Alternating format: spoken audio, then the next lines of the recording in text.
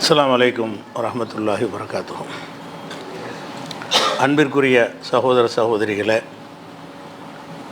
திருக்குரானில் இலக்கிய நயம் என்ற தொடர் உரையில் 11ஆம் இரவில் நாம் அமர்ந்திருக்கிறோம். திருக்குரானில் நேரடியான அர்த்தத்தில் பயன்படுத்தப்படாமல் மாற்று கருத்தில் பயன்படுத்தக்கூடிய சொற்களை, ஒரு இலக்கிய நயமாக பயன்படுத்தப்பட்ட வசனங்களை நம்ம பார்த்து வருகிறோம். அந்த மாதிரியான சொற்களில் ஒரு சொல் என்னன்னு கேட்டால், உயிரோடு உள்ளவர்கள் மரணித்தவர்கள் அப்படிங்கிற சொல் இருக்கிறது. இதனுடைய அர்த்தம் என்ன? உயிரோடு ஒருத்தர் இருக்கிறாருன்னு சொன்னால் அவர் இயங்குவார், ஆடுவார், பாடுவார், பிடிப்பார், பேசுவார், சாப்பிடுவார், நடப்பார். இதெல்லாம் ஒருத்தர்கிட்ட இருந்தால் உயிரோடு இருக்கிறாருன்னு சொல்லுவோம்.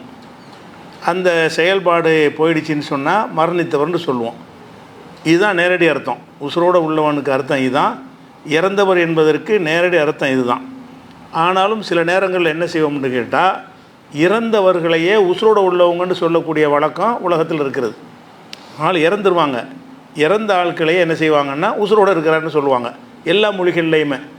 உதாரணமாக இப்போ பெரியார்னு ஒருத்தர் இருந்தார், இறந்து போயிட்டார்ல, அவர் வாழ்கங்கிறாங்க. எப்படி வாழ்வார் அவர்? பெரியார் வாழ்க, அண்ணா வாழ்கங்கிறாங்க. வாழ்கன்னா உசுரோடு இருங்கன்னு அர்த்தம். வாழவே இல்லை, அவங்க வாழலை, அவங்க இறந்து போயிட்டாங்க, நல்லா தெரியுது.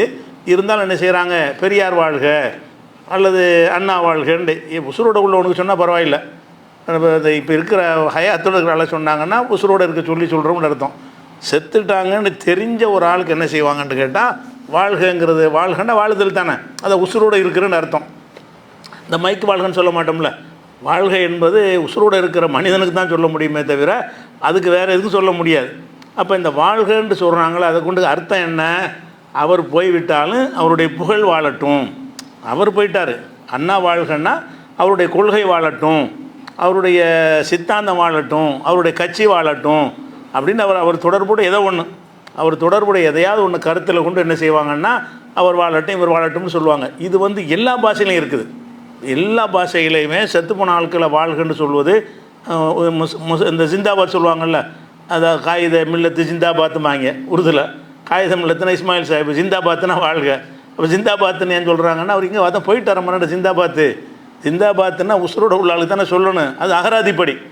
ஆனால் வழக்கத்தில் என்ன இருக்குன்னு கேட்டால், அவர் வாழட்டும்னு சொன்னால் அவர் கொண்ட கொள்கை வாழட்டும், ஏதோ ஒரு கருத்து, கொள்கையோ சித்தாந்தமோ என்னோ ஒரு புகழோ ஏதோ ஒன்று வச்சுக்கிறோங்க.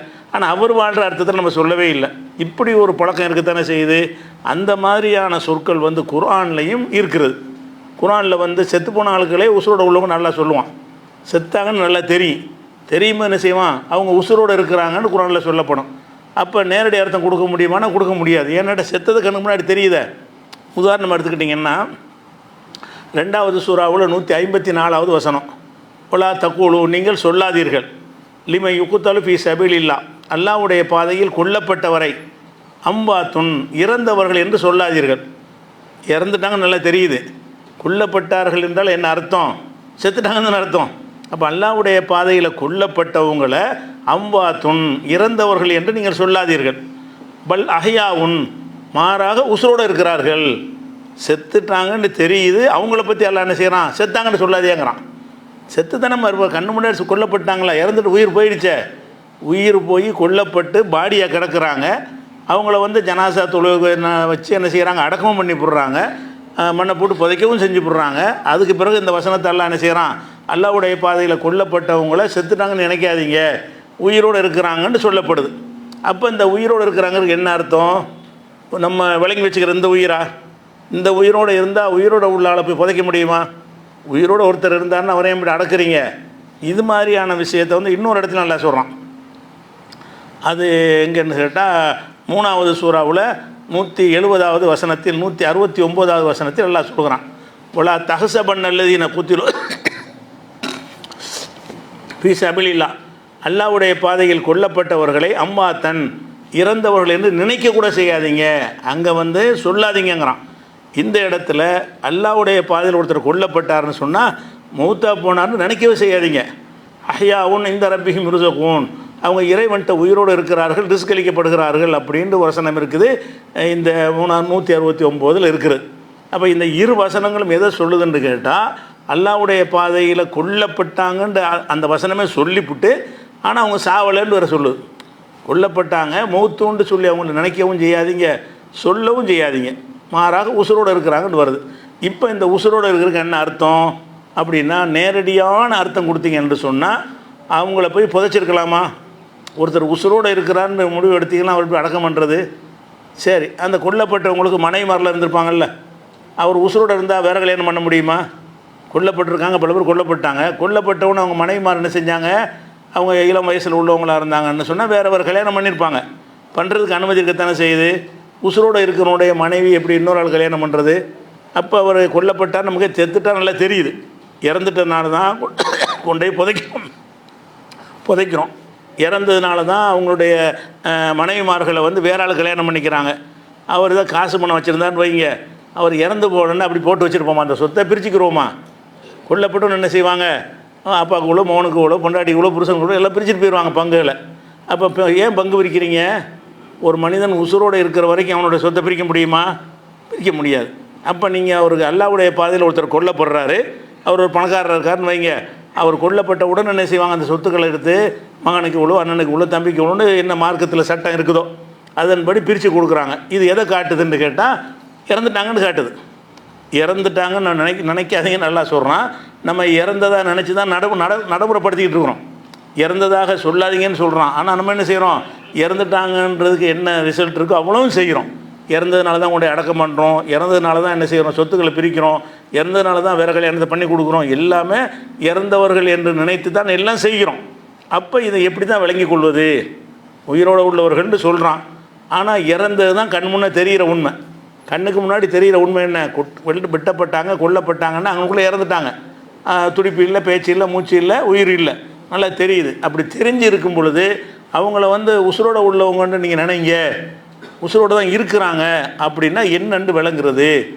முரண் இல்லாமல் இப்படி விளங்குறது அப்படின்னு சொன்னால் இதை வச்சுக்கிட்டு தான் அந்த தர்கா வழிபாடெலாம் வருது.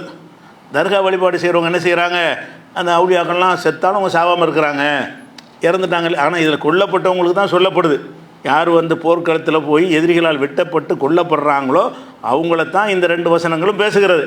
இவங்க என்ன செய்கிறாங்கன்னா சாதாரணமாக மகான் பெரியார்னு நினச்சிருப்பாங்கல்ல, அந்த மாதிரி ஆளுக்கு இறந்துட்டா கூட என்ன செய்வாங்கன்னா இந்த வசனத்தை வச்சுக்கிட்டு இவங்களும் ஒரு வகையாக தியாகம் பண்ணவங்க தானே, இவங்க இறந்தாலும் இவங்க வந்து இறந்து போகலை, இறந்தவர்கள் நீங்கள் நினச்சிக்கிற வேண்டியதுதான். அவங்க உசுரோடு இருக்கிறாங்க, நம்ம பேசலாம், உங்களுக்கு கேட்கும், நம்ம உங்கள்கிட்ட பிரார்த்தனை பண்ணலாம், நம்ம கோரிக்கை வைக்கலாம்.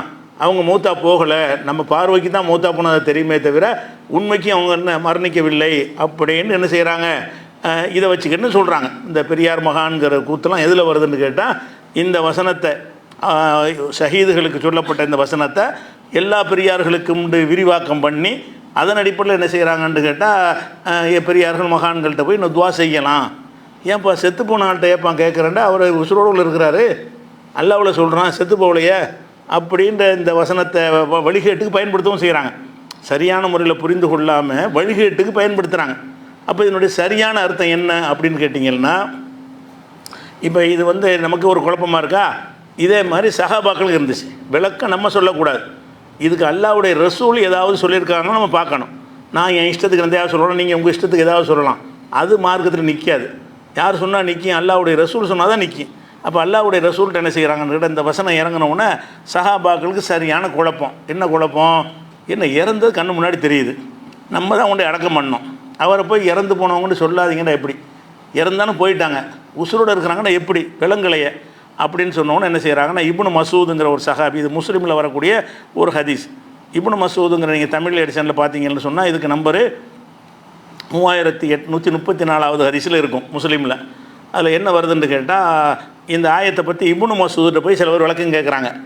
அது என்னங்க, அல்லாஹ்வுடைய பாதையில் கொல்லப்பட்டவங்களை இறந்தவர்கள்னு நினைக்க வேணாங்கிறான், அல்லாஹ் உயிரோடு இருக்கிறாங்கன்னு நினைக்க சொல்கிறான். எப்படிங்க நினைக்கிறது, என்னங்க அர்த்தம் இதுக்கு அப்படின்னு சொல்லி இப்னு மசூதுங்கிற ஒரு சஹாபி அவர்கிட்ட வந்து ஒருத்தங்க விளக்கம் கேட்குறாங்க. அவர் என்ன சொல்கிறாருன்னு கேட்டால், இது நீ ஏன்ட்ட விளக்கம் கேட்குற, உனக்கு முந்தி நாங்கள் ரசூலாட்ட கேட்டுவிட்டோம், இது நாங்கள் ரசூல் ஸல்லல்லாஹு அலைஹி வஸல்லம் வாழ்ந்த காலத்திலேயே அவங்கள்ட்ட இந்த விளக்கத்தை நான் கேட்டுவிட்டோம்.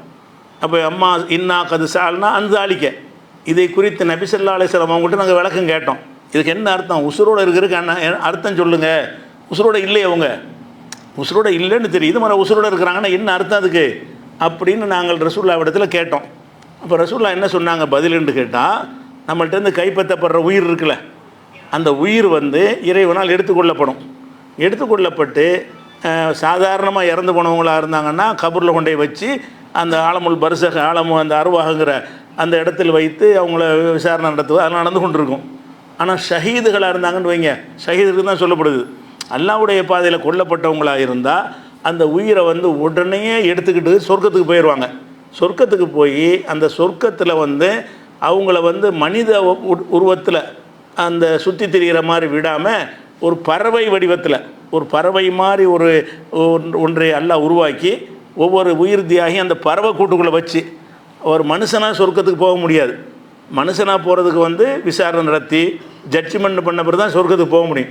ஒவ்வொரு இந்த மறுமை நாள் உலகம்லாம் அழிக்கப்பட்ட பிறகு எல்லாரையும் எல்லாம் விசாரித்து அவனுடைய செயலுக்கு மார்க்கு போட்டு இவன் சொர்க்கவாசின்னு சொன்னவனை தான் நம்மளாம் சொர்க்கத்துக்கு போக முடியும். இந்த ஷஹீத் அப்படி தான் போக முடியும். ஆனால் அல்லாஹ் என்ன செய்யணும், உயிரை தியாகம் பண்ணியிருக்கார்ல, இவருக்கு ஒரு கூடுதல் அந்தஸ்து கொடுக்கணுங்கிறதுக்காக வேண்டி இப்போவே நீ சொர்க்கத்துக்கு போய்க்க. ஆனால் என்ன மாதிரி போகணும், மனிதனாக நீ போக இயலாது. மனிதனாக போவதற்கு அதுக்கு ஒரு கேடு வச்சுருக்கான் அல்லாஹ், அது ஒரு செட்டப் வச்சுருக்கிறான். அந்த நேரத்தில் தான் போக முடியும். இப்போதைக்கு நான் என்ன செய்யணும்னு கேட்டால், பறவை வடிவத்தில் அந்த உயிரை கொடுத்துருவான்ல, அது பறவையாக சுற்றிக்கிட்டே இருக்கும். உயிர் வந்து மனுஷ உயிராக இருக்கும், கூடு வந்து பறவை கூடாக இருக்கும். இப்போ பறவை கூட்டுக்குள்ளே மனுஷ உயிர் இருந்து என்ன செய்யும், சொர்க்கத்தில் வேண்டிய மாதிரி சாப்பிட்டு கொண்டு திரிந்து கொண்டே இருக்கும். அப்போ உசுரோட அதான் அர்த்தம். உசுரோடு இருக்கிறாங்கண்டா உனக்கு எதுவும் சம்மந்தமாக கிடையாதுப்பா. உயிர் போச்சுன்னு நினைக்கிற, உயிர் போச்சு தான், உன்னையை பொறுத்த வரைக்கும் இறந்து விட்டார்கள். ஆனால் அல்லாஹ்விடத்தில் அவங்க என்ன செய்கிறாங்கன்னா உயிரோடு இருக்கிறாங்க. உயிரோடு இருப்பவர்கள் என்னென்ன மாதிரிலாம் செயல்படுவாங்களோ அந்த மாதிரி அவங்க என்ன செய்கிறாங்க, சொர்க்கத்தில் இருந்து கொண்டு அவங்க ஒருத்தர் பார்த்துக்குருவாங்க, பேசிக்கிடுவாங்க, சந்தோஷப்படுவாங்க. அந்த சொர்க்கத்தில் இருக்கிற இன்பங்களை எல்லாம் பறவை வடிவத்தில் இருந்து எதெல்லாம் அனுபவிக்க இயலுமோ அதெல்லாம் அனுமதிப்பா அப்படி சொல்கிறாங்க. அப்படி ரசூல்லா என்ன செய்கிறாங்கன்னா அருவாகுகும். இந்த கேள்வியை ரசூல்லாட்ட நாங்கள் கேட்ட பிறகு ரசூல்லா சொன்னாங்க, அருவாகுகும் ஃபி ஜௌஃபி தயிரின் ஹுதரின், பச்சை நிறத்து பறவை கூட்டுக்குள்ளே இவங்களுடைய உயிர்கள் வந்து வழங்கப்படும். பிடிக்கப்பட்ட உயிர்களை வந்து ஒவ்வொரு உயிரையும் ஒரு பச்சை நிறத்து பறவைக்குள்ளே வைத்த உடனே அது என்ன செய்யும், தசரகு மினல் ஜன்னத்தி ஹைதுஷாத், சொர்க்கத்தில் நாடியவாறு திரிந்து கொண்டே இருக்கும். அப்போ உசுரோடு இருக்கிறாங்க என்பதற்கு அர்த்தம் வந்து இந்த மண்ணுலகுக்கு சம்பந்தம் கிடையாது அந்த உயிர் என்பது. இந்த மண்ணுலகத்தை பொறுத்த வரைக்கும் அவங்க போய்விட்டார்கள். அந்த வேறு ஒரு உலகத்தில் இருந்திருக்கு என்ன செய்கிறாங்கன்னு கேட்டால் அவங்க வந்து உயிரோடு இருக்கிறாங்க அப்படிங்கிறத தான் அந்த அல்லாஹ் சொல்கிறான்னு ரசூல்லா விளக்கிவிட்டாங்க. உயிரோடு இருக்கிறாங்கிற அர்த்தம் என்னன்னு கேட்டால், இங்கே மண்ணுக்குள்ளே அவங்க செயல்படுறாங்க, நம்ம கூப்பிட்றோம்லாம் கேட்குறாங்க, பேசுகிறாங்க அப்படிங்கிறன்னு நினச்சிடக்கூடாது. அவங்களுக்கு பெரிய பாக்கியத்தெல்லாம் கொடுத்துருக்குறான். அவங்க என்ன தியாகம் பண்ணிட்டு வந்திருக்கிறாங்கன்னு வந்தீங்கல்ல, அதுக்காக நல்ல ஜாலி அனுபவிங்க எல்லாத்தையும் அப்படின்னு சொல்லி ஒரு பறவை வடிவத்தில் அவங்களுக்கு எல்லா விதமான பாக்கியத்தையும் எல்லாம் கொடுத்துட்றான்னு சொல்லி ரசூல்லா வழக்கம் கொடுத்துட்டாங்க. அப்போ உயிரோடு உள்ளவர்களுங்கிறதுக்கு நேரடி அர்த்தம் கொடுக்க இயலாது. ஏன் இயலாது, இறந்துட்டு கண்ணு முன்னாடி தெரியுது. அதே நேரத்தில் உயிரோடு உள்ளவர்கள் என்ன அர்த்தம் கொடுக்குறது என்று கேட்டால், இறைவன் புறத்தில் அவங்க உயிரோடு இருக்கிறாங்க, அல்லாஹ் பொறுத்த வரைக்கும் உயிரோடு இருக்கிறாங்க, நம்மளை பொறுத்தவரைக்கும் மொத்தம் போயிட்டாங்க. அல்லாஹ்விடத்தில் உயிரோடு இருக்கிறது என்பது நம்மளோட கான்டாக்ட் பண்ணக்கூடிய உயிர் கிடையாது. இன்னும் சொல்லப்போனால் இந்த ஹதீஸிலேயே என்ன செய்கிறாங்கன்னு கேட்டால், அந்த பறவையோட சுற்றிக்கிட்டு இருக்கிறாங்கல்ல, அப்போ அல்லாஹ் கேட்பானா, உங்களுக்கு எதாவது நீ ஆசைப்படுறீங்களா, இங்கே சொர்க்கத்தில் உங்களுக்கு எல்லாம் தந்துட்டேன் பறவை வடிவத்தில், உங்களுக்கு ஏதாவது ஆசை ஹல் தஸ்தகுன செய்யா, இது அந்த முஸ்லீம் நூல் சொன்னால் அந்த ஹதீஸில் தொடர்ச்சி இதெல்லாம் அதனோட அடுத்த பகுதி. நீங்கள் எதையாவது விரும்புகிறீர்களான்னு கேட்டோம். அவங்க என்ன செய்யாங்கன்னா, நாங்கள் என்னத்தை விரும்புகிறது, எல்லாம் தான் கிடைச்சிருச்சே, கிடைக்க வேண்டியதெல்லாம் இங்கே சொர்க்கத்தில் கிடைக்கும்போது மறு எண்ணத்துக்கு நாங்கள் விரும்புகிறதுன்னு அவங்க ஒன்றும் கேட்க மாட்டாங்க. ஆனால் திருப்பி எல்லாம் கேட்பான், எதாக இருந்தால் சொல்லுங்கள், ஆசை இருந்தால் சொல்லுங்கள், ஆசை இருந்தால் சொல்லுங்கன்னு கேட்பான். கடைசியில் அந்த இறந்து போனவர்கள் பறவை வடிவத்தில் இருக்கிற அவங்க சொல்லுவாங்க, எங்களுக்கு ஒரே ஒரு ஆசை தான் இருக்கிறது. என்ன ஆசை என்று கேட்டால், நுரீது அன் தருத் அருவாகனா ஃபி அஜிசாதினா, எங்கள் உயிர்களை வந்து எங்கள் உடலுக்குள்ளே நீ திருப்பி கொடுத்த உடனே ஹத்தா நொக்குத்தலை ஃபி சபீலிக்க மரத்த நுகுரா, இன்னொரு தடவை நாங்கள் போர் செஞ்சு கொல்லப்படணும், இதுக்கே இவ்வளோ பெரிய தரஜா கிடச்சிருக்க, மறுபடி போய் ஷஹீதாகி வரணும், அதான் எங்களுக்குரிய ஒரு பெரிய ஆசை அப்படின்னு அவங்க சொல்லுவாங்களாம். அப்போ இது நடக்காத காரியம் தான், அதை முடிவெடுத்துட்டானே, வந்துட்டால் முடிஞ்சது தானே, இங்கே வந்துட்டிங்களா திருப்பி வர்றதுங்கிறது கிடையாது. கேட்பானா மனுஷன் உயிரை கைப்பற்றும் போது, ரப்பிர் ஜிவூன், இறைவா என்னை திருப்பி அனுப்புன்னு கேட்பாங்கண்ணா, கல்லா அது நடக்காதுன்றான்லாம்.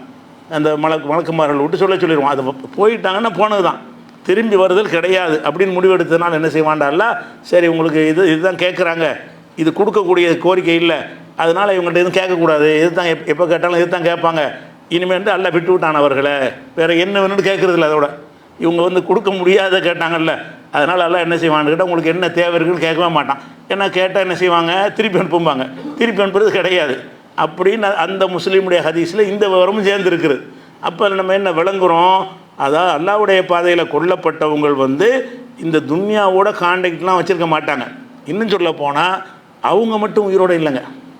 இப்போ நம்ம சாதாரணமாக இறந்து போகிறாங்கல்ல, ஷஹீதா இல்லாமல் சும்மா அல்லாஹ்வுடைய பாதையில் கொல்லப்படாமல் இயற்கையான முறையில் ஒரு முதுமையில் ஹார்ட் அட்டாக்கில் இப்படி போன மாதிரி மூத்தா போகிறாங்கல்ல, இவங்களும் உசுரோடு தானே இருக்கிறாங்க. இஸ்லாமிய பார்வையில் இஸ்லாமிய பார்வை நம்மளை விட்டு தான் மூத்தா போயிட்டாங்களே தவிர கபருன்னு ஒன்று இருக்குன்ற நம்புறீல்ல.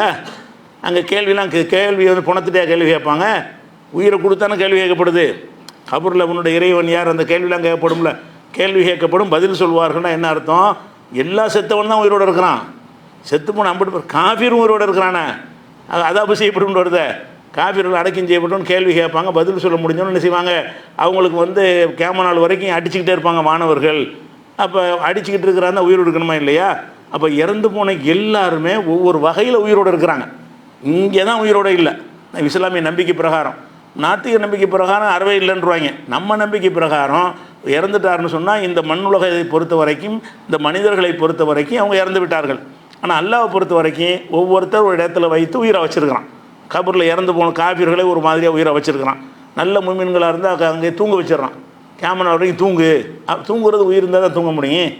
பணமாக போட்டு வைக்கல, அவங்களை உயிரை கொடுத்து என்ன செய்கிறான் அல்லாஹ். நீங்கள் கேள்விக்கு பதில் சொல்லி முடித்த உடனே நீங்கள் வந்து அல்லாஹ் திரும்ப எழுப்புற காலம் வரைக்கும் நீங்கள் தூங்குங்க. அப்போ தூங்கிக்கிட்டு இருக்கிறாங்க, அதுவும் உயிர் தான். அந்த மாதிரி தான் ஷஹீதுகள் என்னென்னு கேட்டால், இந்த கபூர் கிடையாது அவங்களுக்கு. உயிர் தியாகிகள் வந்து நேரம் என்ன செய்வாங்க, அந்த சொர்க்கத்துக்கு போயிடுவாங்க பறவை வடிவத்தில். அப்போ இந்த உயிரோடு இருக்கிறதுக்கு என்னங்கிறத அல்லாஹ்வுடைய ரசூல் வகையாக பிரித்து வழக்கம் தந்துட்டாங்க. அதுக்கு பிறகு என்ன செய்கிறாங்கன்னு கேட்டால், இதை வைத்து கொண்டு உயிரோடு இருக்கிறதுனால நாங்கள் துவா செய்கிறோம், நாங்கள் அவுலியாக்களை வணங்குறோங்கிறாங்க. எல்லாம் அந்த இலக்கியத்தை விளங்காதனால வர்றது. உயிரோடு உள்ளவருக்கு உயிரோடு உள்ளன்னு அர்த்தம் செய்கிறாங்க அப்படியே. ஆனால் இந்த கேள்விக்கு பதில் சொல்லணும்ல, உயிரோடு அர்த்தம் செஞ்சீங்கன்னா அப்போ என் புதைச்சனி உயிரோடு உள்ளவர்னா ரோட்டில் போட்டு வச்சிடணும்னு எல்லோரும் பார்க்குற மாதிரி அவர் அடக்கம் இப்படி பண்ணீங்க உசுரோடு உள்ளால். அப்போ உசுரோடு உள்ளால் சொத்தை என்ன பிரிச்சுக்கிட்டீங்க, பங்கு வச்சுக்கிட்டீங்க. அப்படி கேட்டால் அதுக்கு பதில் கிடையாது. அப்போ மௌத்தா போனதுக்குரிய எல்லா வேலையும் செய்கிறாங்க. செஞ்சு விட்டு அல்லாஹ் சொன்ன அந்த வார்த்தையை அல்லாஹ் வந்து குர்ஆனில் இலக்கியமாகவும் சொல்லுவான், நேரடி அர்த்தத்துலையும் சொல்லுவான். நேரடி அர்த்தத்தில் சொன்ன இடத்துல அந்த அர்த்தம் கொடுத்துக்கிறேன்னு, நேரடி அர்த்தம் பொருந்தாத இடம் உங்களுக்கு விளங்கலையாது. நேரடி அர்த்தம் வந்து கண்ணு முன்னாடி செத்தது தெரியுதே, மறுபடியும் உசுரோடு இருக்கிறாங்க, நேரடி அர்த்தம் இல்லை தானே. கண்ணு முன்னாடி ஒருத்தர் இறந்தது தெரிஞ்சால் அவரை பற்றி இவர் சாவலைன்னு சொன்னீங்கன்னா என்ன அர்த்தம், வேறு மீனிங்கில் சொல்கிறாங்க, அந்த அர்த்தத்தில் சொல்லலை. நேரடி பொருளில் இவங்க பேசலைன்னு விளங்கிக்கிறீங்களா, மனுஷன் பேசுகிற அந்த வாழ்க்கை சொன்னோம்ல அந்த மாதிரி விளங்கிக்கிறீங்களா இல்லையா? அதனால் இதுதான் இந்த சிறுக்குக்கு வந்து முக்கியமான ஆதாரமாக காட்டுவாங்க. அல்லாஹ்வை இணைப்பிக்கக்கூடியவர்கள்லாம் என்ன செய்கிறாங்க, அவுலியாக்கெல்லாம் ஹயாத்தோடு இருக்கிறாங்க அப்படின்னு சொல்லிகிட்டு இருக்கிறாங்க. அதுபோக நம்ம பார்வையில் ஒருத்தர் உசுரோடு இருக்கிறாருன்னு நீங்கள் நினச்சிங்கன்னு வைங்க, உசுரோடு இருக்கிறாருன்னு சொல்லி உங்கள் கருத்துப்படி உயிரோடு இருக்கிறாருன்னு சொன்னால், உயிரோடு உள்ளவன் எப்படி செயல்படுறான்னு அப்படி தானே அவர் செயல்படணும். இப்போ நீங்கள் கூப்பிட்டா என்ன உயிரோடு உள்ள கூப்பிட்டா என்ன செய்வார், என்னங்கன்னு கேட்பார். அஸ்ஸலாமு அலைக்கும்னா வலைக்கும் சலாம் சொல்லுவார். ஏதாவது கடன் கட்டிங்கன்னா இருக்கும் பாரு, இல்லை பாரு, ஏதாவது ஒன்று சொல்லுவார். அப்போ உயிரோடு உள்ளவர் நினைச்சிங்கன்னு சொன்னால் உயிரோடு உள்ளவர்கள் செயல்படுற மாதிரி அவர் செய்யணுமா இல்லையா? எந்த ஒரு செத்து போனாலே கூப்பிட்டவுன்னா அவர் ஏன்னு கேட்டிருக்காரா? செத்து போனாலும் கூப்பிட்றீங்க, என்னப்பா நல்லா இருக்கேன்னு கேட்டிருக்காரா? கேட்கவே இல்லை. அப்போ உயிரோடு இருக்கிறாருங்கிறது நல்லா தெரியும். இல்லைன்னு கபர் கிட்ட போய் நின்று கூப்பிடுங்களேன் ஏன்னு கேட்பாரா? அவர் கேட்பார், நீங்களும் நினச்சிக்கிறீங்க. அவர் கேட்கவே இல்லை, நீங்களாம் நினச்சிக்கிறீங்க நம்ம சொல்கிறவர் கேட்குது, அவர் என்னமோ பதில் சொல்கிறாருன்னு நீங்களாம் நினச்சிக்கிறீங்களே தவிர அவர் உசுரோடு உள்ளவர் உன் அர்த்தத்தில் உசுரோடு இருப்பார். ஆனால் உனக்கு கேட்குற மாதிரில அவர் பேசணும், உனக்கு கேட்குற மாதிரில தரணும். கையை நீட்டி தரணும், ரூபா கேட்குறீங்க, அப்படி கபருக்குள்ளே கையை நீட்டிந்தா 1 லட்ச ரூபா வச்சுக்கிறேன்னா ஒத்துக்குறோம் உயிரோடு இருக்கிறாருன்னு. நீ நினைக்கிற அவர் தருவார், எப்படி தருவார், எல்லா மாதிரி தருவார், அந்த மாதிரி நினைக்கிறாங்களே தவிர உசுரோடு இருக்கிறது வந்து அவங்களும் நம்புறது கிடையாது. சரி, உசுரோடு இருக்கிறதுனால தான் கேட்குறேன்னு சொல்லுவார்கள். ஆனால் அப்போ உசுரோடு இருக்கிறதுல ஈசா நபி உயிரோடு இருக்கிறது கன்ஃபார்ம் தானே. இவர்கள்லாம் உயிரோடு இருக்கிறது வந்து செத்த ஆளுக்களை பிடிச்சி உசுரோடு நினைக்கிறோம். ஈசா நபி இன்னும் மரணிக்கவே இல்லை, அவர் அல்ல உயிரோடு உயர்த்திட்டான். அவர் இந்த அவுலியா மகானோட பெரிய அளவர். இந்த அவுலியா மகான் இவங்க கொண்டாடுறாங்கல்ல, இவங்களெல்லாம் அவுலியாவாக இருக்க கொஞ்சம்லாம் இல்லாமல் இருக்கலாம். கெட்டவனை கூட அவுலியான்னு மக்கள் நினச்சிருப்பாங்க. நமக்கு அவுலியா எப்படி தெரியும்? ஆனால் ஈசா நபி யார், அல்லாஹ்வுடைய தூதர்னு அல்லாஹ்வால் சொல்லப்பட்டவர். அவர் இந்த உலகத்தில் வாழும் பொழுது அவர் நிறைய அற்புதங்கள் அவர் மூலமாக அல்லாஹ் வந்து செயல்படுத்தி காட்டியிருக்கிறான். அவருடைய பிறப்பே ஒரு அதிசயமானது, தந்தை இல்லாமல் பிறக்கிறாரு. அவருடைய மரணமே அதிசயமானது, இனிமேல் தான் மரணிக்க போகிறார், நீண்ட காலம் உயிர் வாழ்கிறார் அவர். அந்த மாதிரி அல்லாஹ்வுடைய கண்ட்ரோலில் இருக்கிறார். அப்படி இருக்கக்கூடிய நேரத்தில் இந்த அவுலியா மகான்னு சொல்லவங்களை விட பெரிய ஆளாக இருக்கிறார்ல, அந்த ஈசா நபியை கூப்பிடுறவங்களை வந்து நம்ம காஃபிருங்கிறோம். அவன் நசாரா, அவன் காஃபிர் அப்படிங்கிறோம். ஈசா நபி அழைச்சவன் காஃபிர் ஆயிடுறான், அப்துல் காதர் ஜிலானியை கூப்பிட்டவன் முஸ்லீம் ஆயிடுவானா? இப்படின்னா ஈசா நபி அவர் முஸ்லோட தானே இருக்கிறாரு, அவர் நிஜமாக முஸ்லோட இருக்கிறார். இவர் வந்து உயிர் போயிட்டு வேறு விதமாக முஸ்லா இருக்கிறார். ஈசா நபி இன்னும் உயிர் போகலை, இந்த கொடுக்கப்பட்ட அந்த உயிரோடு தான் வாழ்ந்து கொண்டிருக்கிறார். இடம் தான் மாறி இருக்கிறார், இடம் மாறி இருக்கிறாரே தவிர இதே உசுரோடு இருக்கிறார். அப்போ உசுரோடு இருக்கிறார் என்பவரை வந்து பிரார்த்தனை செய்கிறார்கள். அந்த பிரார்த்தனை செய்கிறத வந்து எந்த முஸ்லீமாக ஏற்றுக்குருவானா? அவரால் அவட்ட அல்ல ஈசா நபி தானே கேட்குறாங்க, அவங்கள எப்படி கெட்டவங்கன்னு சொல்கிறது? நம்மளோட பெட்டரானவங்கன்னு சொல்லுங்கள். நம்மளாம் அந்த செத்து போன ஆளுகள் இப்படி கேட்டிருக்கிறோம், அவங்க உசுரோட உள்ள ஆள் தான் கேட்குறாங்க. அதனால் கிறிஸ்தவர்கள் ஈசா நபி அழைக்கிறதுனால இதை விட அது பெட்டர்னு சொல்லுவீங்களா? அப்போ என்ன சொல்லுவீங்க? அது எப்படி கூப்பிடுறது? அதாவது அதுக்கு உசுரோடு இருந்தால் போதுமா? அந்த சக்தியெல்லாம் கொடுத்துருக்கணும்ல. உசுரோடு இருந்தாலும் இந்த மாதிரியான ஒரு ஆற்றலை வந்து உங்களுக்கு உதவி செய்யக்கூடிய ஆற்றலை எல்லாம் கொடுத்துருக்கானு தான் பார்க்கணும். அது விளங்காமல் என்ன செய்கிறாங்கன்னு அதை செய்கிறாங்க. அப்போ ஈசா நபி உயிரோடு இருக்கிறான்னு நீங்கள் அறிஞ்சு கொள்ள விரும்புனீங்கன்னா 4:157 159 வரைக்கும் 5:75 43 61 இந்த வசனங்களை படித்து பார்த்தீங்கன்னா ஈசா நபி இன்றளவும் உயிரோடு இருந்து கொண்டு இருக்கிறாரு, கியாமத்தின் அடையாளமாக இருக்கிறாரு, இறுதி காலத்தில் வருவார் என்பதையெல்லாம் குர்ஆன்லேருந்து நீங்கள் அறிந்து கொள்ள முடியும். அப்படிப்பட்ட ஒரு நிலையில் இருக்கும் பொழுது ஈசா நபிகிட்டே நம்ம என்ன செய்யக்கூடாது? ஈசா நபி எங்களுக்கு ஒரு பிள்ளையை தாங்கன்னு கேட்கலாமா? நீ வந்து இந்த செத்துப்போன அவுளியாட்ட கேட்குறேங்கிறியப்பா, ஈசா நபிகிட்ட கேட்கலாமான்னு என்ன சொல்கிறீங்க? இப்போ மட்டும் ஈசா நபி இப்படி கேட்குறதுங்கிறீங்க. அப்போ ஈசா நபியை விட இவங்க பெரிய ஆளாக போயிட்டாங்களா? இன்னும் சொல்ல போனால் அவர் உசுரோட இருக்க இவங்க செத்துட்டாங்க நெசமாவே. அதெல்லாம் சிந்திச்சு பார்த்தோம்னு சொன்னால் இந்த வசனத்தை என்ன செய்ய மாட்டாங்க, இப்படியெல்லாம் தவறாக பயன்படுத்த மாட்டார்கள். இன்னும் அல்லாஹ்வுடைய பாதையில் என்ன செய்கிறான்னு கேட்டால், இந்த இறந்தவர்கள் உயிரோடு உள்ளவர்கள்ங்கிற வித்தியாசத்தை நமக்கு விளங்க வைக்கிறான். ஒருத்தன் குருடனாக இருக்கான், ஒருத்தன் பார்வை உள்ளவனாக இருக்கான், ரெண்டு சமமாகுமா? அல்ல அப்படி சொல்கிறான், ஒமா எஸ்தவில் அமா ஒல் பசீர், கண் உள்ளவனும் கண் இல்லாதவனும் சமமாக மாட்டார்கள், குருடனும் பார்வை உள்ளவனும் சமமாக மாட்டார்கள்னா என்ன அர்த்தம்? பார்வை உள்ளவன் கொஞ்சம் மேலானவன், குருடங்கிறவன் கொஞ்சம் மட்டமானவன், சமம் இல்லைன்னு நல்லா சொல்லிவிட்டான். அதுக்கடுத்து எல்லாம் சொல்கிறான், உலல் தொழுமாத்து உலல் நூறு, இருள்களும் ஒளியும் சமமாகாது. ஒளிங்கிறது வந்து ஒரு மக்களுக்கு உதவக்கூடியது, இருள் என்பது மக்களுக்கு இடரளிக்கக்கூடியது, ரெண்டு சமம் கிடையாது. ஒன்று மனிதனுக்கு உதவக்கூடியதாக இருக்கிறது, மனிதனுக்கு கேடு செய்யக்கூடியதாக இருக்குது இருள்கள். இருள் வந்து நம்ம கேடு செய்யும், தடி விழுந்துருவோம், வெளிச்சம் வந்து நம்ம கரெக்டானதை காட்டும். அப்போ ரெண்டு சமம் இல்லைங்கிறான். அதே மாதிரி எல்லாம் சொல்லி காட்டுறான், உலல் நில்லு உலல் ஹரூர், அதாவது வெயிலும் நிழலும் சம, வெயில் அடிக்குது, ஒரு பக்கம் நிழலாக இருக்குது, ரெண்டு சமமாகுமா? ஆகவே ஆகாது. நிழலுங்கிறது நமக்கு குளுமையாக இருக்கும், வெயிலுங்கிற நம்மளுக்கு வறுத்து எடுக்கும், ரெண்டுக்கும் சமம் கிடையாது. இது பெட்ரு, இது அதை விட மட்டமானது அப்படின்னு விளங்குற மாதிரி. அதுக்கு அது சொல்கிறான், ஒமா எஸ்தவில் அஹையா உலலம்பாத், செத்தவன் உசுரோன்னு சமம் இல்லைங்கிறான்லாம். இறந்தவர்கள் அப்படி இப்படி எல்லாம் பிரிக்கிறான்னு கேட்டால், இறந்தவன் மட்டும்தான். உசுரோடு உள்ளவன் செய்கிற எந்த காரியத்தையும் இறந்தவருக்கு செய்ய இயலாது, அவர் எவ்வளோ பெரிய மகானாக இருந்தாலும் சரி. இப்போ உதாரணத்துக்கு சொல்வதாக இருந்தால், இப்போ நபி ஸல்லல்லாஹு அலைஹி வஸல்லம் அவர்கள் அல்லாஹ்வுடைய படைப்பில் மிகச்சிறந்த படைப்பு உண்டு, நம்ம என்ன செய்கிறோம்? நம்பணும். இஸ்லாமிய நம்பிக்கை பிரகாரம் நம்ம நம்புகிறோம். அப்போ ரசூல் ஸல்லல்லாஹு அலைஹி வஸல்லம் அவர்கள் வந்து அவங்க என்ன செய்கிறாங்கன்னா, நம்மக்கிட்ட வந்து ஒரு கோரிக்கை வைக்கிறாங்க மக்கள்கிட்ட. என்ன கோரிக்கை வைக்கிறாங்க? எனக்காக நீங்கள் ஸலவாத்து சொல்லுங்கள், எனக்காக வேண்டி என்ன செய்யுங்க, செலவாத்து சொல்லுங்கள். இப்போ ஒரு முறை நீங்கள் செலவாத்து சொன்னால் 10 முறை அல்லாஹ் அருள் புரிகிறான்னு ரசூலுல்லாஹ் நம்மள்கிட்ட செலவாத்து சொல்லி வற்புறுத்தி இருக்கிறாங்க. நம்மளும் செலவாத்து சொல்கிறோம். சும்மா அவங்க பேரை கேட்டாலும் ஸல்லல்லாஹு அலைஹி வஸல்லம்னு சொல்லிக்கிறோம். அல்லது தொழுகையில் அத்தஹியாத்தில் உட்கார்ந்து அல்லாஹும்ம ஸல்லி அலா முஹம்மதின் வ அலா ஆலி முஹம்மதின்னு அவங்களுக்கு செலவாத்தை ஓதுறோம். இந்த செலவாத்துக்கு என்ன அர்த்தம்? செலவாத்துக்கு என்ன அர்த்தம்னு கேட்டால், அல்லாஹ்வுடைய தூதரை எங்களுக்கு ஏதாவது செய்யுங்கன்னு அர்த்தம் இல்லை. அதுக்கு அர்த்தமே என்னன்னு கேட்டால், இறைவனை தான் கூப்பிட்றோம். அல்லாஹும்ம இறைவா சல்லி அலா முஹம்மதின், முகம்மதுக்கு அருள் புரிவாயாக. ஏன்? அவங்களுக்கு இனிமேல் அமல் செய்ய இயலாது. ரசூல் ஸல்லல்லாஹு அலைஹி வஸல்லம் அவர்கள் தனக்காக துவா செய்கிற லெவலில் இல்லை, மூத்தா போயிட்டாங்க. நம்ம உசுரோடு இருக்கிறோம், நமக்கு தான் துவா செய்ய முடியும். அதனால் நம்ம என்ன செய்யணும்? உசுரோடு இருக்கிற நாம் ரசூலுல்லாஹ்வுக்காக துவா செய்யணும். அதை நம்ம செலவாத்துக்கு அர்த்தமே என்னன்னு கேட்டால், நபிகள் நாயகத்துக்கு ஒரு நல்ல விஷயத்தை கிடைக்க வேண்டும் என்று அவங்க மூலமாக நீங்கள் இஸ்லாத்தை பெற்றீங்கல்ல, அதுக்கு நன்றி கடனாக நீங்கள் ரசூலுல்லாஹ்வுக்கு செய்கிற துவாவுக்கு பேர் தான் செலவாத். அல்லாஹும்ம இறைவா, அது செலவாத்துக்கு அர்த்தத்தை பாருங்கள். அல்லாஹும்ம இறைவா சல்லி அலா முஹம்மதின், முகம்மதுக்கு நீ அருள் புரிவாயாக. அலா ஆலி முஹம்மதின், முகமதுடைய குடும்பத்தாருக்கும் அருள் புரிவாயாக. கமா சல்லை தலா இப்ராஹிம், இப்ராஹிமுக்கு நீ அருள் புரிந்தது போல. வாலா ஆலி இப்ராஹிம், இப்ராஹிமுடைய குடும்பத்தாருக்கு அருள் புரிந்ததை போல் எங்கள் முகமது நபிக்கும் அவங்க குடும்பத்தாருக்கும் நீ அருள் புரிவாயாக நம்ம துவா செய்கிறோம். இதில் என்ன விளங்குறது? உசுரோடு இருக்கிற நீங்கள் தான் இறந்து போன ஆளுக்கு துவா செய்ய முடியுமே தவிர ரசூல்லா அவங்களுக்கு ஒன்றும் செய்ய முடியாது. ரசூல்லா என்ன செய்கிறாங்க? அவன் மூத்தா போயிட்டதுனால எனக்கா நீங்கள் துவா செய்யுங்க, எனக்கா நீங்கள் துவா செய்யுங்க என்று ஒரு அழகான சித்தாந்தத்தை நம்ம கட்டு தந்துட்டு போகிறாங்க. இறந்தவர்களை எப்படி கொண்டாடுறதுன்னு தெரியாமல் தான் என்ன செய்கிறாங்க? அவரே கடவுளை கூப்பிட்றாங்க. அப்படி நம்மளை செஞ்சிடக்கூடாதுங்கிறதுக்காக ரசூல்லா என்ன செய்கிறாங்கன்னா, எனக்கு நீங்கள் ஏதாவது செய்ய நினச்சா எனக்கு அல்லாட்டு துவா செய்யுங்கிறாங்க.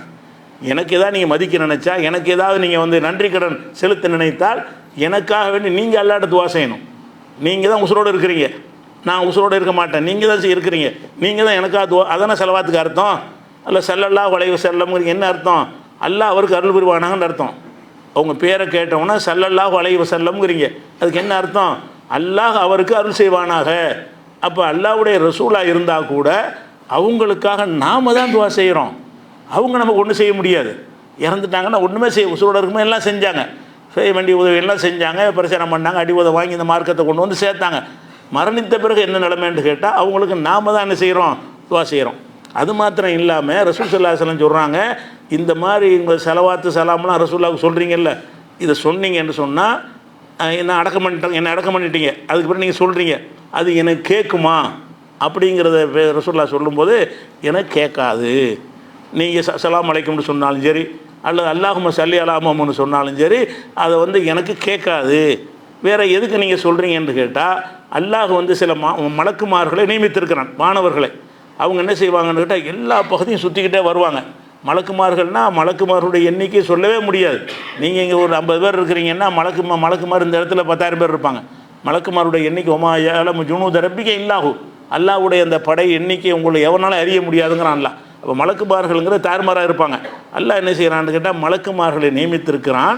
எதுக்கு நியமித்திருக்கிறான்னு கேட்டால் அவங்களோட டியூட்டியே என்னன்னு கேட்டால், ரசூலுல்லாஹ்வுக்கு யாரெல்லாம் செலவா சொல்கிறாங்களோ அதை பூரா கலெக்ட் பண்ணிட்டு போய் அங்கே போய் ரசூலுல்லாஹ்வுக்கு சொல்லுவார். இங்கேருந்து மீடியேட்டர் வழியாக தான் அது போகும்.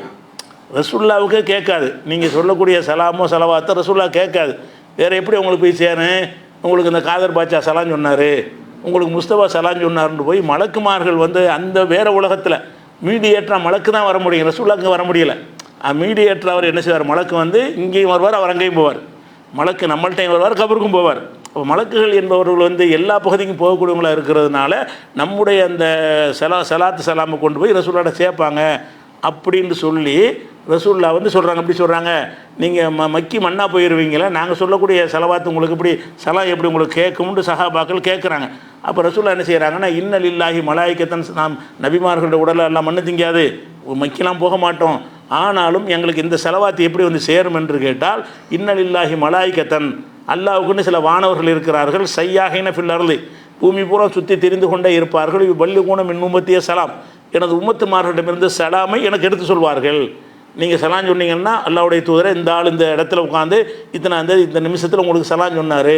அங்கே காலம்லாம் சுருங்கி போயிடும். காலம் அது ஒளிவேகத்தை தாண்டின உலகத்துக்கு போயிட்டீங்கன்னா காலம் செயல்படாது. கோடிக்கணக்கான பேர் இப்படி செகண்டில் சொல்ல முடியுமான்னு சொல்ல முடியும், அந்த உலகத்தில் சாத்தியமாகும். அந்த மாதிரி அடிப்படையில் என்ன செய்வாங்கன்னா, ஒவ்வொரு மலக்குகளும் போய் நீங்கள் லட்சம் செலவாத்து சொன்னாலும் சரி அதெல்லாம் ரசூலுல்லாஹ் கேட்க மாட்டாங்க. ஆனால் நீங்கள் ஒரு ஆள் சலான் சொன்னீங்கிற ஒரு விஷயத்தை மலக்கு போய் சொல்லிக் கொடுப்பாங்க. மலக்கு ஏன் சொல்லிக் கொடுக்கணும்? கேட்க மாட்டாங்கனால தான். அவங்களே கேட்பாங்கடா, இதுக்கு மலக்கு ஏன் சொல்லணும்? இன்னும் சொல்ல போனால் ரசூல் ஸல்லல்லாஹு அலைஹி வஸல்லம் நம்ம சலான் சொல்கிறோம்ல, ரசூல் ஸல்லல்லாஹு அலைஹி வஸல்லம் நம்ம சலான் சொல்கிறது விளங்குமாக இருந்தால் அதை நம்ம ஒரு ஹதீஸை வைத்து ஒரு சம்பவத்தை வைத்து நீங்கள் தெளிவாக விளங்கிக்கிறலாம். எப்படி விளங்கிக்கிறலாம்னு கேட்டால், நீங்கள் தொழுகையில் என்ன செய்கிறீங்க? ரசூலுல்லாஹ்வுக்கு சலான் சொல்கிறீங்க, வெளியே உள்ள சலாத்தை விட்டுருங்க. தொழுது கொண்டிருக்கும் என்ன செய்கிறீங்கன்னா, அஸ்ஸலாமு அலைக்க ஐயுஹன் நபியு ரஹ்மத்துல்லாஹி வ பரக்காத்துன்னு ஓதுறீங்களா அத்தஹியாத்தில்? அத்தஹியாத்து ஓதும்போது வாசகம் என்ன வருது? அஸ்ஸலாமு அலைக்க ஐயுஹன் நபியு ரஹ்மத்துல்லாஹி வ பரக்காத்து, நபியே உங்கள் மீது சலாம் உண்டா. தொழுகையில் உட்காந்துட்டு பேசுகிறோமுங்க, நம்ம அல்லாஹ் தான் தொழுகிறோம், இதை கற்று தந்திருக்காங்க ரசூலுல்லாஹ். அதனால் அத்தஹியாத்தில் உட்காந்து நம்ம என்ன ஓதுறோம்னு கேட்டால், அஸ்ஸலாமு அலைக்க ஐயுஹன் நபியு ரஹ்மத்துல்லாஹி வ பரக்காத்து, நபியை உங்கள் மீது அல்லாஹ்வுடைய சலாமும் ரஹமத்தும் பரக்கத்து உண்டாகட்டுமாகண்டு நபியை நோக்கி பேசுகிற மாதிரி நம்ம என்ன செய்கிறது? அந்த துவா கற்றுத்தரப்பட்டிருக்கிறது. இந்த சலாத்தை ரசூலுல்லாஹ் கேட்பாங்க. நிறைய பேர் நினச்சிட்டு இருக்கிறாங்க, நம்ம அத்தஹியாத்தில் உட்காந்து அஸ்ஸலாமு அலைக்க ஐயுஹன் நபின்னு கூப்பிட்டோம்னா ரசூலுல்லாஹ் உடனே கேட்டுருவாங்க. இல்லாட்டி உங்களுக்குன்னு சொல்ல மாட்டோம்ல, ஒரு ஆளை நோக்கி உங்களுக்கு சலாம் உண்டாகட்டுமாங்கன்னு சொன்னால் கேட்குறாருன்னு அர்த்தம். அப்படின்ட்டு ஒரு வியாக்கியானத்தை கொடுத்து என்ன செய்வாங்கன்னு கேட்டால் ரசூல்லா இறந்து போனாலும் அவங்க கேட்டுக்கிட்டு இருப்பாங்கன்னு ஒரு விளக்கத்தை உங்கள்கிட்ட சொல்லுவாங்க. அதுக்கு நீங்கள் என்ன செய்யணும்டா, அந்த விளக்கம் தப்புங்கிறத விளங்குறதுக்கு இதை இப்படி விட்டுருங்க. ரசூல்லா ஹயாத்தோடு இருந்தாங்கல்ல, அந்த காலத்துக்கு போயிருங்க. ரசூல் ஸல்லல்லாஹு அலைஹி வஸல்லம் ஹயாத்தோடு இருந்தாங்கல்ல, ஹயாத்தோடு இருக்கும் பொழுது எத்தனை பேர் தொழுவாங்க, அது கேட்டாங்கன்னா அவங்க என்ன செய்யணும், ஒரு நிமிஷம் வலைக்கும் சொல்லிக்கிட்டு இருக்கேன்னு கேட்டால் தொழுகைக்கு பின்னாடி 50 பேர் தொழுகிறாங்கன்னு வைங்க, 50 பேர் அஸ்ஸலாமு அலைக்கும் ஒன்று நபிங்கிறாங்க. என்னைக்காவது ரசூல் ஸல்லல்லாஹு அலைஹி வஸல்லம் வலைக்கும் சொல்லிட்டு இருந்தாங்களா? அவங்க ஹயாத்தோட வாழ்ந்த காலத்தில் உலகத்தின் பல பகுதிகள் இஸ்லாம் பரவிருச்சு. அங்கங்கே மக்கள் தொழுவாங்க, அங்கங்கே இந்த அத்தையாத்து ஓதுவாங்க, ஃபர்ல தொழுவாங்க, சுன்னத் தொழுவாங்க, நஃபில் தொழுவாங்க, பல தொழுகைகள் தொழுவாங்க. ஒவ்வொரு செகண்ட்லையும் தொழுகை நடந்துக்கிட்டே இருக்கும். ஒவ்வொரு செகண்ட்லையும் ஏதாச்சும் ஒரு தொழுகை நடந்துக்கிட்டே இருக்கும். அப்போ ஏதாச்சும் ஒருத்தர் எங்கேயா இருந்துக்கிட்டு அஸ்ஸலாமு அலைக்கும் ஐயுஹன் நபின்னு ஓதுவார். அது ரசூலுல்லாஹ் கேட்குமாக இருந்தால் அவங்க மதீனாவில் இருக்கும்போது இது டெஸ்ட் பண்ணுற உலகமாச்சில் மண்ணுக்குள்ளே நடக்கிறது தெரியாது, மண்ணுக்கு மேலே உள்ளது தெரியும்ல. மண்ணுக்குள்ளே அடக்கம் பண்ணிட்டா என்ன நடக்குன்னு உங்களுக்கு தெரியாது. மண்ணுக்கு மேலே வாழ்ந்தாங்கல்ல, அப்போ சலான்னு சொன்னால் தெரிஞ்சு போயிரும்ல. அப்போ ரசூல் ஸல்லல்லாஹு அலைஹி வஸல்லம் என்னைக்காவது உட்காந்துட்டு அலைக்கும் சலான்னு சொன்னாங்களா? ஏங்க இப்படி சொல்கிறீங்கன்னாட்டா உலகம் பூரா சலாம் சொல்லிகிட்டே இருக்கிறாங்க, அதுக்கு தான் நான் பதில் சொல்கிறேன்னு ரசூலுல்லாஹ் சொன்னாங்களா? அவங்க வாழ்ந்த காலத்தில் ஒரு நாள் கூட அலைக்கும் சலாம் சொன்னதே கிடையாது. ஏன் சொன்னது கிடையாது? நீங்கள் தொழுகையில் ஒரு சலாம் உங்களுக்கு கேட்டது கிடையாது. துன்யாவில் இருக்கும்போது ஹயாத்தோடு இருக்கும்போது நீங்கள் வாய்க்குள்ளே ஒரு சலாம் அவங்களுக்கு கேட்காதுன்னு சொன்னால் மௌத்துக்கு பிறகு கேட்குமா? இந்த உலகத்தில் வாழ்ந்துக்கிட்டு இருக்கும்போது அஸ்ஸலாமு அலைக்கும் நம்ம ரசூலுல்லாஹ் காலத்தில் வாழ்கிறோன்னு வச்சுக்கிறீங்க. இப்போ நீங்கள் எல்லோரும் ரசூலுல்லாஹ் காலத்தில் இருக்கிறீங்க, நீங்கள் அஸ்ஸலாமு அலைக்கும் ஐயுஹன் நபியுங்கிறீங்க, நபியை உங்களுக்கு சலாம் உண்டாகட்டுமாங்கன்னு சலான்னு சொல்கிறீங்க. இது ரசூலுல்லாஹ் கேட்டாங்கன்னா பதில் சொல்லணும்ல. சலாத்துக்கு பதில் சொல்கிற கடமைன்னாங்களே, ஒரு முஸ்லீம் இன்னொரு முஸ்லீமுக்கு செய்கிற கடமையில் ஒரு கடமை அது ரத்து சலாம், சலாமுக்கு பதில் சொல்வது ஒரு கடமைன்னு சொல்லி தந்துட்டாங்க. அப்போ நீங்கள் அஸ்ஸலாமு அலைக்கும் ஐயுஹன் நபின்னு சொல்கிறீங்க, ரசூலுல்லாஹ் காலத்தில் வாழ்கிறீங்க, ரசூலுல்லாஹ் அங்கே உட்காந்துருக்காங்க, நீங்கள் பாட்டு அத்தையாத்து ஓதுறீங்க, ஒரு ஆள் கூட என்ன செய்ய ரசூலுல்லாஹ் அலைக்கும் சலாம்னு சொல்லலை. ஏன் சொல்லலை? நீங்கள் உங்களுக்குள்ளே ஓதுன்னு உங்களுக்கு தெரியலை. பூமியில் வாழும்போது ஹயாத்தோடு வாழும்போது நீங்கள் உசுரோடு இருக்கிறீங்க, அவங்களும் உசுரோடு இருக்கிறாங்க, ஆனால் நீங்கள் சத்தம் போட்டு ஓதலை. அதனால நீங்கள் அஸ்ஸலாமு அலைக்கும் ஐயுஹன் நபின்னு ஓதுனது உங்களுக்கு கேட்கவே இல்லை. அவங்க பேசாமல் தான் இருந்துக்கிட்டு இருக்காங்க, பதிலே சொல்லலை. அப்படி இருக்கும்போது மௌத்துக்கு பிறகு எப்படி கேட்பாங்க? மௌத்துக்கு பிறகு கேட்கலைங்கிறதுக்கு உசுரோடு இருக்கும்போது கேட்கலைங்கிறதுக்கு பெரிய ஆதாரமாச்சா? உசுரோடு இருக்கும்போது கேட்டது இல்லையே. அதனால் இதை தப்பாக என்ன செய்கிறாங்க, இந்த அல்லாஹ்வுடைய பாதையில் கொல்லப்பட்டவர்கள் உயிரோடு இருக்கிறார்கள் என்பதை தப்பாக பண்ணி கொண்டு அதுக்கு சார்பாக இதெல்லாம் ஒன்றா நிப்பாட்டுவாங்க. இதெல்லாம் ஒன்றா நிப்பாட்டி என்ன செய்யாங்க, அவங்களுக்கு கேட்கத்தானே செய்கிறது, உசுரோடு தான் இருக்கிறாங்க, அப்போ கபூரில் எதுக்கு சலாம் சொல்கிறேன்னு கேட்பாங்க. அடுத்து கேட்பாங்க, தெளிவாக ரசூலுல்லாஹ் விளக்கம் சொல்லிட்டாங்கல்ல, உசுரோடு இருக்கிறதுக்கு அர்த்தம் என்ன, சொர்க்கத்தில் பறவை வடிவத்தில் இருக்கிறாங்கன்னு ரசூலுல்லாஹ் விளக்கம் சொல்லிவிட்டாங்க. அது அல்லாஹ்வுடைய பாதையில் கொல்லப்பட்டவங்களுக்குன்னு வேறு சொல்லிவிட்டாங்க. அப்படிங்கும் பொழுது நீ என்னத்துக்காக வேண்டி வகையாக சலான் சொல்கிறீங்க அப்படி சொல்கிறீங்கன்னு கேட்குறாங்க. சலான் சொல்வதுக்கு அதே அர்த்தம் தான். நான் கபூரில் போனால் சலான் சொல்கிறோம்னு சொன்னால் அவங்க பதில் சொல்லுவாங்கங்கிறக்கா சொல்கிறோம். பதில் சொல்லுவாங்கன்னா எனக்கு கேட்குற மாதிரி சொல்லட்டும். அவர் நீ நினைக்கிற மாதிரி உசுரோடு இருப்பாரையானால் அவரை எனக்கு இப்படி பதில் சொன்னவர் அஸ்ஸலாமு அலைக்கும் வலைக்கும் சலாம் எல்லாத்துமே நல்லா இருக்கலான்னு கேட்கணும்ல, ஒரு நாள் கூட கேட்டது இல்லையா? அப்போ கேட்குறேன் நீங்கள் நினச்சிக்கிறீங்க. அதனால் அதெல்லாம் ரசூலுல்லாஹ் கேட்கலன்னா இவர் இப்படி கேட்குங்க. ரசூலுல்லாஹ்வுக்கே மலக்குகள் தான் போய் எத்தி வைக்கணுமா இருந்தால் நீங்கள் கபுர்ஸ்தானில் போயிட்டு அஸ்ஸலாமு அலைக்கும்னா அவர் கேட்கவா செய்யும்? இல்லை. அஸ்ஸலாமு அலைக்கும்னா என்ன செய்கிறதுன்னு கேட்டால் அது அந்த ஒரு பாடம், நம்ம உங்களுமே சலாம் உண்டாட்டுமாங்கன்னு நாங்கள் உங்களுக்கு துவா செய்கிறோன்னு சொல்லி நம்ம அவர்களுக்கு துவா செய்வதை முன்னிலையாக சொல்கிறோம். படற்கையாக சொல்லக்கூடிய இடத்த நம்மளாக என்ன செய்கிறோம், முன்னிலையாக சொல்லிடுறோம். சொல்லிவிட்டு என்ன செய்யணும், அந்த துவாவுலையே நீங்கள் கொஞ்சம் முன்னாடி போயிட்டீங்க, நாங்கள் பின்னாடி வந்துக்கிட்டே இருக்கிறோம், அந்த துவாவுலே வரும். ஜியாரத்துக்கு சொல்லி தந்த துவா இருக்குல்ல, அஸ்ஸலாமு அலைக்கும் யா அஹ்லல் குபூர்னு இருக்கும்ல, அதில் என்ன இருக்குது, அன்தும் சலஃபுனா, நீங்கள் கொஞ்சம் முன்னாடியே போயிட்டீங்க, ஒன்று அகுனு பில்லா சார், நாங்கள் பின்னாடி வந்துக்கிட்டே இருக்கிறோம் அப்படின்னு மரண யாபத்தை உண்டாக்கி கொள்வதற்கு தான் இந்த துவாவை கூட கற்றுத்தந்தாங்க. அதனால் இந்த சலாமையெல்லாம் கொண்டாந்து ஆதாரம் காட்டக்கூடாது. சலாம் சொன்னால் கேட்குதுன்னு அர்த்தம் கிடையாது. நம்ம குழந்தைய கூட வச்சுட்டு கண்ணே மணியன்னு கொஞ்சம் குழந்தை கேட்குமா? கேட்டாலும் கேட்கட்டாலும் சொல்லிகிட்டு இருப்போம். நம்ம அன்பை காட்டுற நோக்கமே தவிர கண்ணை என்று குழந்தையை கூப்பிடுகிறார், அதனால் அந்த குழந்தையை கேட்க முடியாது சொன்னால் என்ன செய்வீங்க? குழந்தை கை குழந்தை பேச தெரியாத குழந்தையாக இருக்குது. தாய் என்ன செய்கிறா, கண்ணே மணியை முத்தேன்னு கொஞ்சிறா. ஒருத்தன் பார்க்குறான், இவ கொஞ்சிறதுலேருந்து அந்த குழந்தையை கேட்குமென்று தெரிகிறது. அது குழந்தைக்கு இது கேட்குமான்னு தனியாக முடிவு பண்ணு. கேட்கான்னு தெரியல, அப்போ இதுக்கு கேட்குறதுக்காக சொல்லலை, செத்தவனை கேட்குமான்னு தனியாக முடிவு பண்ணு. கேட்கான்னு முடிவு பண்ணால் கேட்கான்னு மாதிரி அதை விளங்கு. கண்ணே மணியங்கிறது எப்படி விளங்குறீங்க?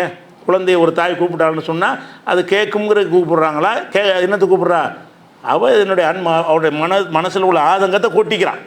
நான் அந்த குழந்தை மீது அன்பு வைத்திருக்கிறேன்னு உலகத்துக்கு சொல்கிறதுக்காக என்ன செய்கிறா, அந்த வார்த்தையை சொல்கிறாளே தவிர நம்ம கண்ணை என்னவும் கண்ணை மாதிரி வர்ணிச்சு சொல்கிறாங்க, மூக்கு என்னோட மூக்கு மாதிரி நம்மளை வர்ணிக்கிறாங்க, முத்து மாதிரி நம்ம அதெல்லாம் விளங்காது. செய்ய அந்த குழந்தைக்கு ஒன்றுமே விளங்காது. வார்த்தையில் அந்த வாசகமே விளங்காது, அதனுடைய மீனிங்கும் விளங்காது. அப்படி இருக்கும்போது கொஞ்சிறீங்களா இல்லையா? அதே மாதிரி நான் ஒரு நிபா பாட்டில் படிக்கிறார், தென்றல் காற்றே கொஞ்சம் நில்லும்னு கூப்பிட்றாரு. காற்றுக்கு விளங்குமா? தென்றல் காட்டை கொஞ்சம் நெல்லி திருநபியிடம் போய் சொல்லுன்னு ஒரு பாட்டு படிக்கிறாரு. அப்போ தென்றல் காட்டு, அப்போ சென்ட்ரல் காட்டு விளங்கும். காற்று என்ன செய்யும்? நம்ம சொல்கிறத விளங்க முடியும், வேணா விளங்குவானா? அது சும்மா கவிஞர்கள் கற்பனையில் கூட கூட சொல்லுவாங்க, அப்படி தானே விளங்கிட்டு போகிறீங்க. அந்த மாதிரி தான் விளங்கிக்கணுமே தவிர நமக்கு தெளிவான ஆதாரத்தை கொண்டு சட்டம் எடுக்கணும். தெளிவான ஆதாரம் என்ன? அவங்க கபூரில் உயிரோ அந்த பறவை கூட்டில் உயிரோடு இருக்கிறாங்க, துன்யாவில் உயிரோடு இல்லை. தெளிவான வாசகம் என்ன? நீங்கள் சலாம் சொன்னால் எனக்கு கேட்காது, மலக்குமாரி தான் எனக்கு ஒன்றா சேர்ப்பாங்க. இது தெளிவான வாசகங்கள். அதை கொண்டு முடிவு பண்ணணும். சலாத்து கூட பதில் சொல்ல முடியாது. அதான் யதார்த்த நிலைமை. ஷஹீதாக இருந்தாலும் மற்றவங்களாக இருந்தாலும். அடுத்து என்னென்னு கேட்டால், இன்னொரு கள்ளத்தனை என்ன பண்ணுறாங்கன்னு கேட்டால், இது அல்லாஹ்வுடைய பாதையில் கொல்லப்படுறவங்களுக்கு தானே சொல்லப்படுது. இதை ப்ராடாக்கி விசாலமாக்கி என்ன செய்கிறாங்கன்னு கேட்டால், சும்மா நம்ம மகானு பெரியார்னு செத்து போகிறாங்கல்ல, அவங்களெல்லாம் அந்த லிஸ்ட்டில் சேர்க்குறாங்க. சேர்த்து அல்லாஹ்வுடைய பாதையில் இறந்து போயிட்டார்னு இவங்களாம் சொல்கிறாங்க. ஒரு மனிதன் அல்லாஹ்வுடைய பாதையில் இறந்தான்றது எப்படி கண்டுபிடிப்பீங்க? ஒரு மனுஷன் உயிரை தியாகம் பண்ணிட்டான்னு வைங்க, ஷஹீதாக ஆகிட்டான். அவன் அல்லாவுக்காக தான் ஷஹீதானா என்பது உங்களுக்கு கண்டுபிடிக்க இயலுமா? எனக்கு உசுறு போனதை கண்டுபிடிப்பீங்க. அவனுடைய நோக்கம் என்னன்னு உங்களுக்கு கண்டுபிடிக்க இயலுமா? ஒரு போரில் வெட்டி கொல்லப்பட்டுட்டான், அல்லாஹ்வுடைய அப்படி சொல்ல முடியுமான்னு சொல்ல முடியாது. ஏன்னு கேட்டால் அதை கொண்டாடுறதுக்காக வேண்டி அல்லாஹ் சொல்லியிருந்தான்னு சொன்னால், அவங்கள ஷஹீதுன்னு கண்டுபிடிச்சி கொண்டாடணும் என்பதற்கு சொல்லியிருந்தால் அதை உங்களால் கண்டுபிடிக்க இயலணும். கண்டுபிடிக்க இயலாத, அவன் கொல்லப்பட்டது மட்டும்தான் உங்களுக்கு தெரியுமே தவிர அவன் அல்லாஹ்வுடைய பாதையில் கொல்லப்பட்டான்னு இப்படி சொல்லுவீங்க. அப்போ அவங்க உயிரோடு நினைக்காதீங்க, செத்தவன் நினைக்காதீங்கன்னா அவனை அல்லாஹ்வுடைய பாதையில் கொல்லப்பட்டது தெரிஞ்சால் தானே எனக்கு செய்ய முடியும். அப்படின்னா இது எப்போ சாத்தியமாகும்னா, ஒவ்வொருத்தனும் செத்தவனை இவன் அல்லாஹ்வுடைய பாதையில் கொல்லப்பட்டவன், இவன் புகஸ்துதிக்காக கொல்லப்பட்டவன் உங்களை கண்டுபிடிக்க இயலுமா? அப்போ ரசூலுல்லாஹ் என்ன செய்கிறாங்க? மறுமை நாளில் 3 பேரை எல்லாம் நிப்பாட்டி விசாரிப்பான். முஸ்லீமில் வரக்கூடிய ஆதாரப்பூர்வமான ஹதீஸ். ஒரு பணக்காரன், ஒரு உயிர் தியாகி, ஒரு பணக்காரன வள்ளல், ஒரு மார்க் அறிஞர். ஒரு பணக்காரனாகி ஒரு கொடை வள்ளல், ஒரு உயிர் தியாகி, ஒரு மார்க் அறிஞர், 3 பேர் எல்லாம் விசாரிப்பான் மறுமையில். மார்க் அறிஞர் கூப்பிட்டு என்ன கேட்பான்னா, உனக்கு அறிவெல்லாம் கொடுத்து என்ன பண்ணேன்னு கேட்பான். அவன் என்ன செய்வான்? உனக்காண்டி ஒரு ரூபாய் பிரச்சனை பண்ணேன், மார்க்கத்தை எடுத்து சொன்னேன்னு அவன் சொல்லுவான். அதுக்கெல்லாம் என்ன செய்வான்னா, கதத்தை போய் சொல்கிற, நீ இதெல்லாம் சொன்னாய், எதுக்கு சொன்னா? லியுகால் அன்னக்க காரி உன்னை அறிஞர்னு பாராட்டணும்னு தான் நீ சொன்னாய். உனக்கு அறிவை தந்தேன், நீ பிரச்சாரம்லாம் பண்ணுன, எனக்கா நீ பண்ணலை. இப்படி செஞ்சால் மறுமையில் அல்லாஹ் கூலி தருவான். நீ பண்ணவே இல்லை. நம்மளை ஒரு பேச்சாளர்னு எல்லோரும் மதிக்கணும், நம்மளை அறிஞர்னு எல்லோரும் போட்டணும், அதுக்கு தானடா செஞ்ச. நீ என்ன இங்கே கூலி கேட்குற? இழுத்து செல்லுங்கன்னு நல்லா சொல்லிடுவான். யாரை? மார்க்கத்தை கற்று பிரச்சாரம் பண்ணியிருப்பார். பிரச்சாரம் பண்ணாலும் பொய் கிடையாது. பிரச்சாரம் பண்ணும்போது இங்கே வேறு நோக்கம் இருக்குது. பிரச்சாரம் பண்ணும்போதே காசு சம்பாதிக்கிறதோ புகழ் அடைவதோ பெருமையோ நோக்கமாக இருந்துச்சுன்னு வைங்க, அதுக்கு அல்லாட்ட இப்படி கூலி எதிர்பார்க்க முடியும்? இழுத்துட்டு போங்கன்றுவான். அதே மாதிரி வள்ளலை கூப்பிட்டு கேட்பான்லாம். கொடை வள்ளலாக இருப்பார், வாரி வாரி வழங்கி இருப்பார். உனக்கு இவ்வளோ செல்வத்தை கொடுத்து என்னடா பண்ணேன் நல்லா கேட்பான். அள்ளி கொடுத்தனேம்மா, கொடுத்தான் இருப்பான், நெசமாக கொடுத்துருப்பான், கஞ்ச பையில இருக்க மாட்டான், நல்லா தான் கொடுத்துருப்பான். அல்ல என்ன செய்வான்? நீ கொடுத்தலாம் சரிதாப்பா, நீ எதுக்கு கொடுத்த? கொடை வள்ளல்னு பாராட்டுன்னு தானே கொடுத்த, அதை பாராட்டிட்டாங்களே, இதை செஞ்சால் அல்லாட்ட கூலி கிடைக்கும், பெரிய தர்ஜா கிடைக்கும் அப்படின்னு நினச்சிக்கு நீ தான தர்மம் செஞ்சால் தான் என்கிட்ட கூலி எதிர்பார்க்கலாம். நீ அந்த கொடை வள்ளல்னு கொடுக்கும்போது நம்மளை போஸ்ட் அடித்து ஒட்டுவாங்க, நம்மளை வள்ளல்னு பாராட்டுவாங்க, பாராட்டுகள் நடத்துவாங்க, மேடை போட்டு பாராட்டுவாங்க, புகழ்வாங்க, 4 தலைமுறைக்கு பேசுவாங்க. என்ன செஞ்ச? அது பேசிட்டாங்க. நீ எதை எதிர்பார்த்தே உலகத்தில் கிடச்சி போச்சு, இழுத்துட்டு போங்கன்றான்லாம். அடுத்து யார் வருவார்னா அந்த ஷஹீது வருவார். யார்? உயிர் தியாகம் பெரிய தியாகம்ல, அதை செஞ்சவர் வருவார். அவற்றெல்லாம் விசாரிப்பான். நீ என்னடா செஞ்ச? உனக்கு திரகாத்திரமான ஒரு உடலை தந்திருந்தனே, சக்தியை தந்திருந்தனே, வீரத்தை தந்திருந்தனே, நீ என்ன செஞ்சாய்? என் உயிரையே கொடுத்துட்டனே அப்படிமா. நீ என் உயிரை கொடுத்த, அதெல்லாம் சரி, எது கொடுத்த? நம்மள என்னக்கும் ஜரி உன் யுகால் அன்னக ஜரி உன், பெரிய வீரன் என்று போற்றன்னு தானே சொன்னேன். எதுக்காக நீ உயிரை கொடுத்த? நம்மளை 4 பேர் நம்ம செத்தாலும் பரவாயில்லை நமக்கு பிந்தி பாராட்டிகிட்டு இருப்பாங்க. நம்ம மூத்தா போன பிறகு கூட நம்மளை பற்றி என்ன செய்யணும்? வீரன் என்று மக்கள் பேசணும். இப்போ மக்கள் பேசணுங்கிறது தான் நீ போய் உசுரை கொடுத்தியே தவிர, இது உயிரை தியாகம் பண்ணால் ஒரு தரஜா இருக்குது, நீ கொடுக்கவே இல்லை. அப்போ உனக்கு கிடையாதுங்கிறான். அப்படி இருக்கும் பொழுது இப்போ அல்லாஹ்வுடைய பாதையில் கொல்லப்பட்டு இப்படி கண்டுபிடிப்பீங்க? அல்லாஹ்வுடைய பாதையில் கொல்லப்பட்டதை வச்சு மட்டும் கண்டுபிடிக்க முடியுமா? உள்ளத்தில் உள்ளதையும் சேர்த்து இருந்தால் தான் கண்டுபிடிக்க முடியும். அவன் எதுக்காக கொல்லப்பட்டான்னு உங்களுக்கு தெரிஞ்சால் தான் அவன் அல்லாஹ்வுடைய பாதையில் கொல்லப்பட்டான்னு உங்களுக்கு தீர்மானம் பண்ண முடியும். அப்போ இது கொல்லப்பட்டவனை தேர்ந்தெடுத்து தேடி பார்த்து கொண்டாடுவதற்கு சொன்னது கிடையாது. யார் யாரெல்லாம் அல்லாஹ்வுடைய பாதையில் கொல்லப்பட்டாங்கன்னு தேடி பார்த்து அவர்களை கொண்டாடுவது, அவங்கள்ட்ட பிரார்த்தனை செய்வது, அவங்கள்ட்ட வழிபாடு நடத்துவது, தர்கா கட்டுவதற்கு சொல்லப்பட்டது இல்லை. இது எதுக்கு சொல்லப்பட்டுச்சுன்னு கேட்டால், அல்லாஹ்வுடைய பாதையில் கொல்லப்பட்டவங்க உயிரோடு இருக்கிறாங்கன்னு கேட்டால், நீனும் அப்படி கொல்லப்பட்டாயானால் நீனும் உயிரோடு இருப்பாய். அதுக்கு தான் உங்களை இந்த யாகம் செய்ய தூண்டுவதற்கு தான் இதை சொல்லப்பட்டுச்சு. நீங்கள் அந்த அர்த்தத்தில் சொன்னீங்கன்னு சொன்னால் முதல்ல நம்ம கண்டுபிடிக்க முடியணுமே. அல்லாஹ்வின் பாதையில் கொல்லப்பட்டவர்களை இறந்தவன்னு நினச்சிடாதீங்க, உசுரோடு இருக்கிறான்னு கொண்டாடிட்டுறீங்க. அப்படிங்கிறதுக்கு இது அல்லாஹ் சொல்லியிருப்பானேயானால் அப்போ அல்லாஹ்வுடைய பாதையில் கொல்லப்பட்டவனை நீங்கள் கண்டுபிடிக்க இயலணும். எந்த மனுஷனையாவது அல்லாஹ்வுக்காக தான் கொல்லப்பட்டான்னு கண்டுபிடிக்க இயலுமா?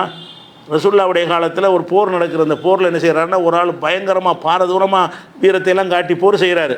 அப்போ பார்க்குறவங்களாம் நினைக்கிறாங்கன்னா, இந்த ஆள் வந்து இருக்கிற நம்மளையெல்லாம் மிஞ்சின அளவுக்கு போர்க்களத்தில் களமாடுறாருன்னு எல்லோரும் பேசிக்கிறாங்க. பேசிக்கிட்டவொன்னே என்ன செய்கிறாங்கன்னா, ரசூலுல்லாஹ்ட்ட வந்து சொல்கிறாங்க, அல்லாஹ்வுடைய தூதரே, ஒரு ஆள் இந்த ஆள் பயங்கரமாக போர் செய்கிறாரு, எதிரிகள் கூட்டத்தில் புகுந்து அடிக்கிறாரு, உசுருக்கு பயப்படவே மாட்டேங்கிறாரு, அப்படி ஒரு நல்ல சொர்க்கவாசியாக இருக்கிறாருன்னு ரசூலுல்லாஹ்ட்ட வந்து சொல்கிறாங்க. ரசூலுல்லாஹ் என்ன செய்கிறாங்கன்னா, இன்னும் நகலினார், அவர் நரகவாசிங்கிறாங்க. எப்போ போர்க்களத்தில் வந்து விளையாடுறாரு, வீர பராக்கிரமாக செயல்படுறாரு, அவர் நரகவாசிங்கிறாங்க. எல்லாரும் பார்த்து என்ன செய்கிறாங்க, சொர்க்கவாசிங்கிறாங்க. என்னடா நரகவாசின்ட்டாங்களே ரசூலுல்லாஹ்னு சொல்லிட்டு இவரே நம்ம ஃபாலோ பண்ணுவோன்னு என்ன செய்யாங்க, அடுத்த நாள் போர்க்களத்தில் அவரையே ஃபாலோ பண்ணுறாரு. உங்களால் அவர் போகிறாரு, எதுக்காக நரகவாசின்னு சொன்னாங்க, இதை கண்டுபிடிக்கணும்னு சொல்லி கடைசியில் வந்து ஒரு காயம் படுது. அவருக்கு காயம் பட்டவனை வேதனை தாங்க முடியாமல் ஒரு ஈட்டியை சொருவி தற்கொலை பண்ணிக்கிட்டார். வேதனை அதிகமானவனை வேதனை தாங்க முடியாமல் தற்கொலை நரகம் தானே, நரகவாசி ஆகிட்டாருவாங்க. அப்போ அல்லாஹ்வுடைய பாதையில் போர் செய்கிறது எல்லாரும் சொர்க்கவாசி நினைக்கிறாங்க. ரசூலுல்லாஹ் என்ன செய்கிறாங்கன்னா, நீ வந்து அது முறைப்படி செத்தா தான் ஷஹீது, செத்தவன்லாம் ஷஹீது கிடையாது, அதுக்குரிய முறைப்படியாக செத்துருக்கணும். இது முறைப்படி சாவலை, அதனால இவர் வந்து ஷஹீது கிடையாது, நரகவாசிங்கிறாங்க. அவ்வளோ விஷயங்கள் இருக்கும் பொழுது இங்கே அல்லாஹ்வுடைய பாதையில் அவர் ஷஹீதுன்னு கண்டுபிடிக்க இயலாது உங்களுக்கு. அப்போ ஆளை கண்டுபிடிக்க இங்கே சொல்லவே இல்லை, நீனும் ஷஹீதாகவும் இருக்க சொல்லப்படுது.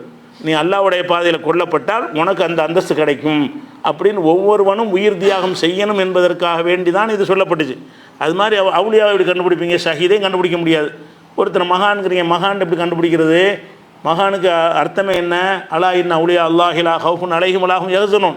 அல்லாஹ்வுடைய இறை நேசர்களுக்கு அவுலியாக்களுக்கு என்ன இல்லை, கவலை இல்லை, பயம் இல்லைன்னு அல்லாஹ் சொல்லிடுறான். சொல்லிட்டு அவுலியாண்டா யார்? அல்லதீன ஆமனூ கானூ யத்தகூன், யார் நம்பிக்கை கொண்டு இறையச்சத்தோடு இருக்கிறார்கள் அவர்கள் தான்கிறான். அப்போ இறையச்சோடு இருக்கிறாருங்க எப்படி கண்டுபிடிப்பீங்க? பெரிய தாடி தலப்பாக வச்சுருக்காரு, இறையச்சம் இல்லை, அப்படி அவுலியாவார் அவர்?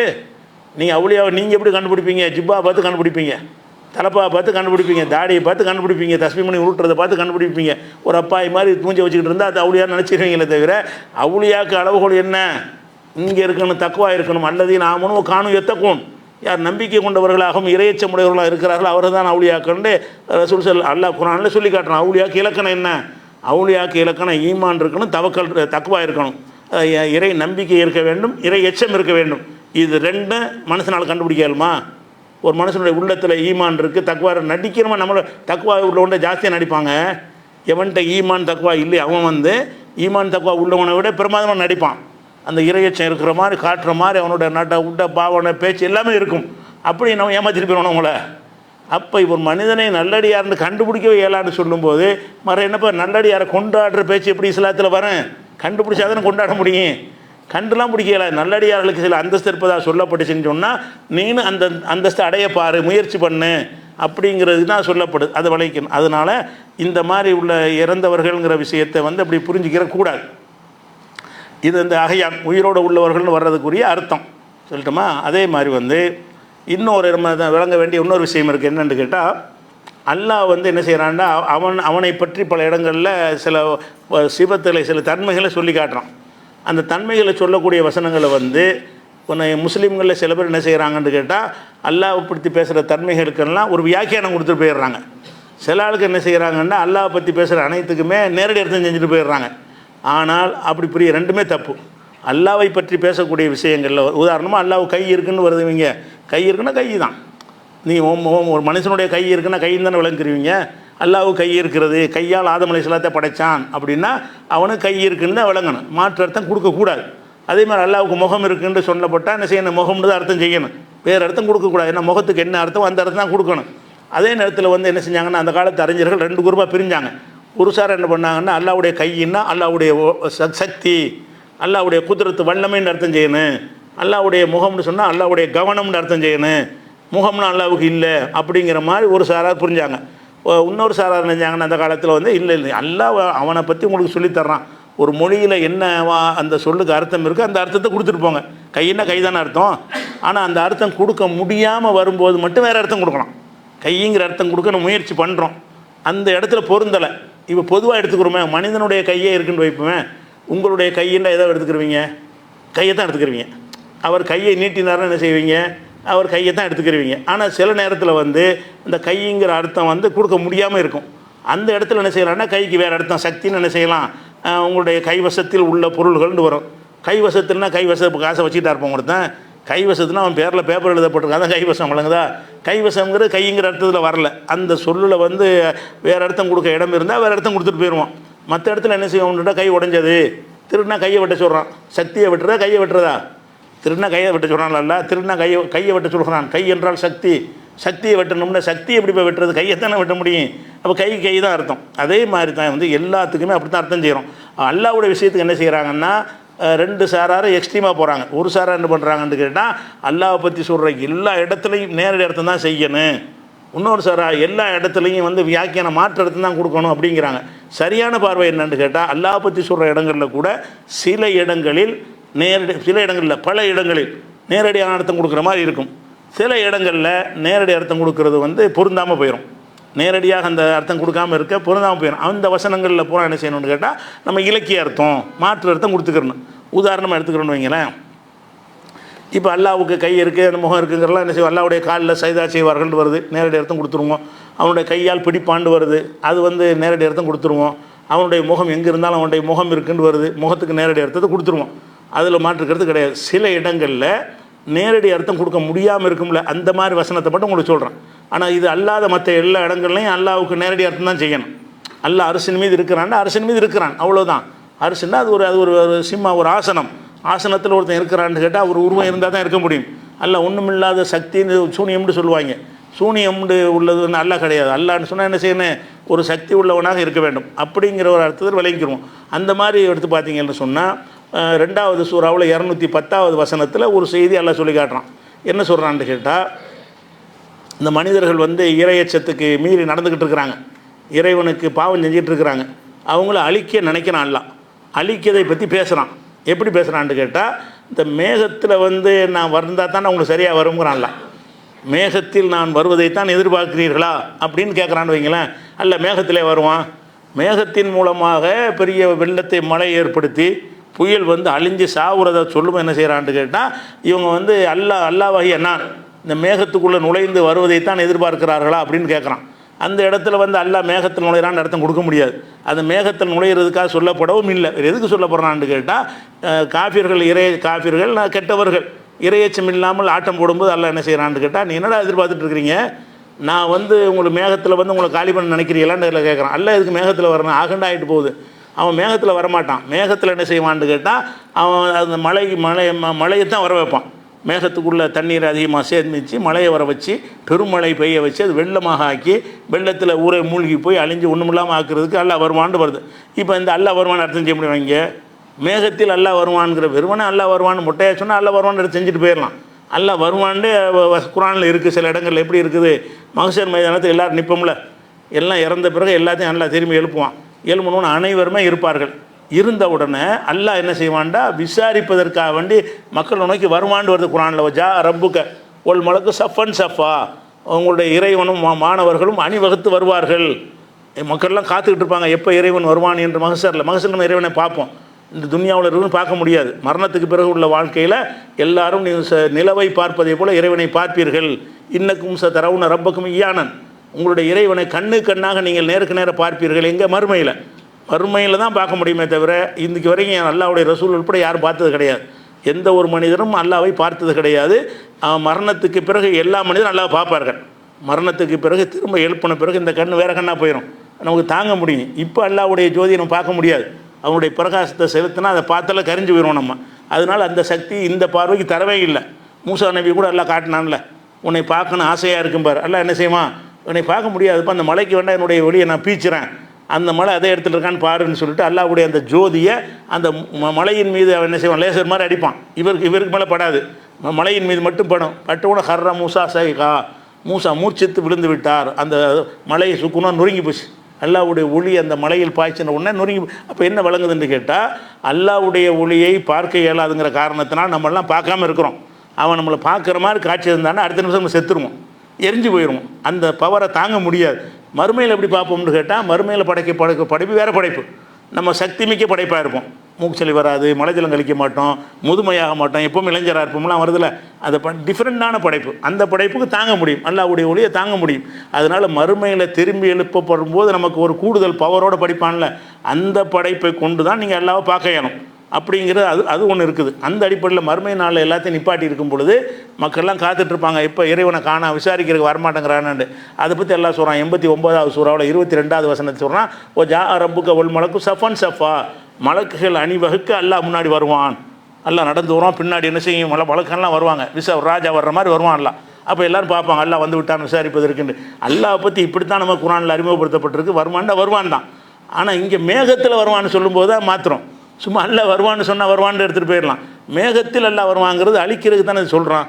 அவங்கள உனக்கு வந்து மேகத்தில் வந்து மலையை விட்டு ஏவி உன்னை சாவடிச்சிருவேன் அப்படிங்கிறத சொல்வதற்கு இந்த வார்த்தையை வந்து 2:210 அல்லாஹ் சொல்கிறான். ஹல் எல்துருன, எதற்கு காத்திருக்கிறார்கள், இல்லா ஏத்தியகமுல்லாஹ் ஃபி துலைன் மினல் கமாம், மேகத்தினுடைய திரள்களுக்கு உள்ளே அல்லாஹ் வருவதற்கு தான் காத்திருக்கிறீர்களா?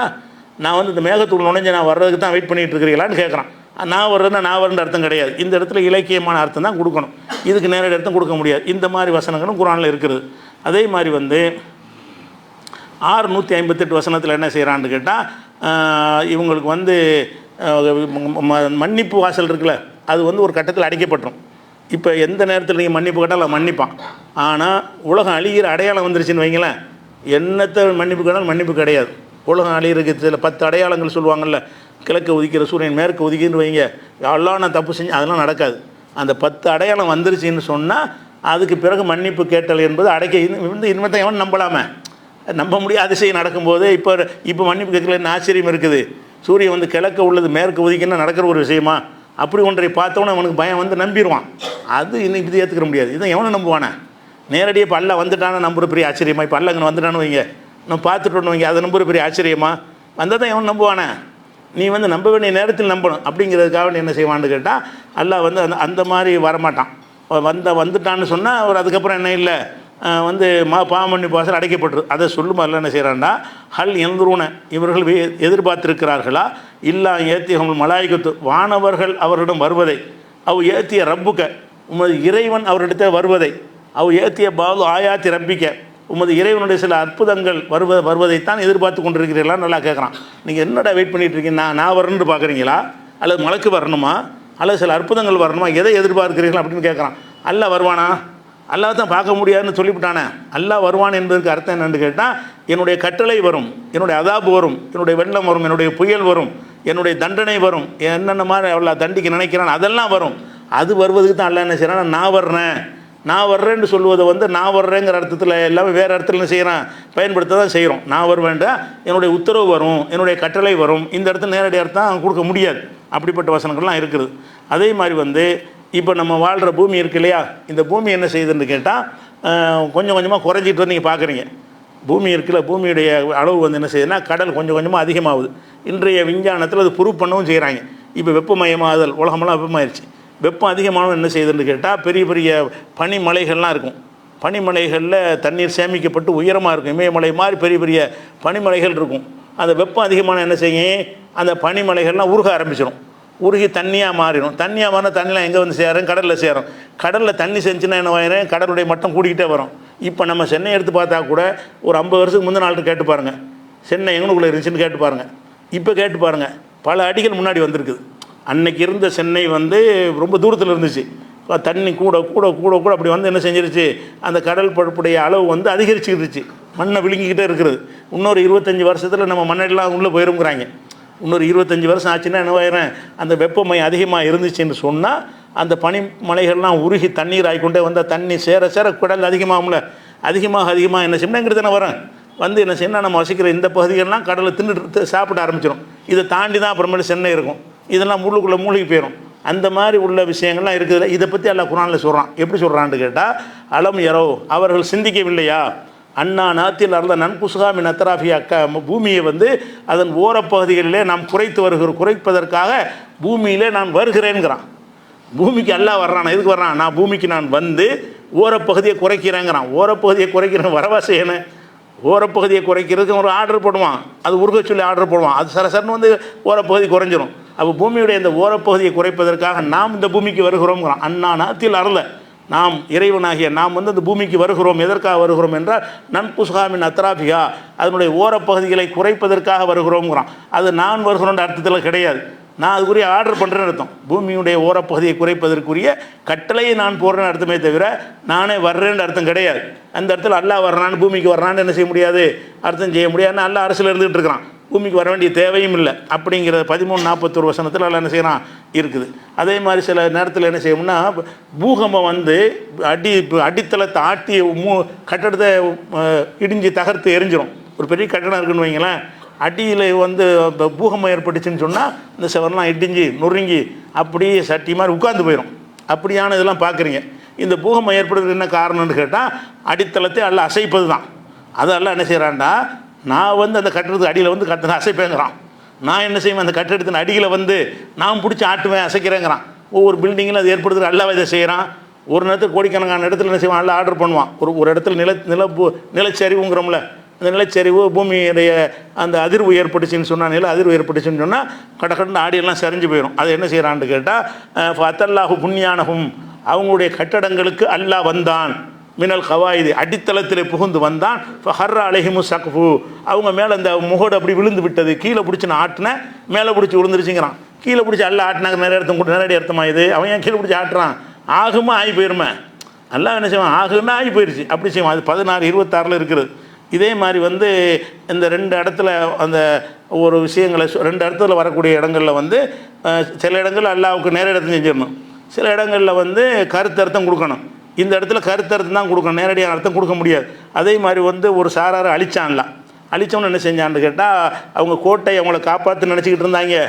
ஃபத்தல்ல ஃபத்தாஹுமுல்லாஹு மின் ஹைசுல் யஹ்தசிபு, அவர்கள் நினைத்து பார்க்காத வகையில் அவர்களிடத்து அல்லாஹ் வந்தான். ஒரு சாராரை வந்து அந்த ஹைபர் யஹூதிகளை அவங்க அழித்ததை பற்றி அல்லாஹ் சொல்லும் பொழுது, அவங்க கோட்டையில் இருக்கிறாங்க, நம்மளை அழிக்க முடியாது நினச்சாங்க, நான் வந்து வேறு ரூட்டில் அவங்கள்ட்ட வந்தேங்கிறான்.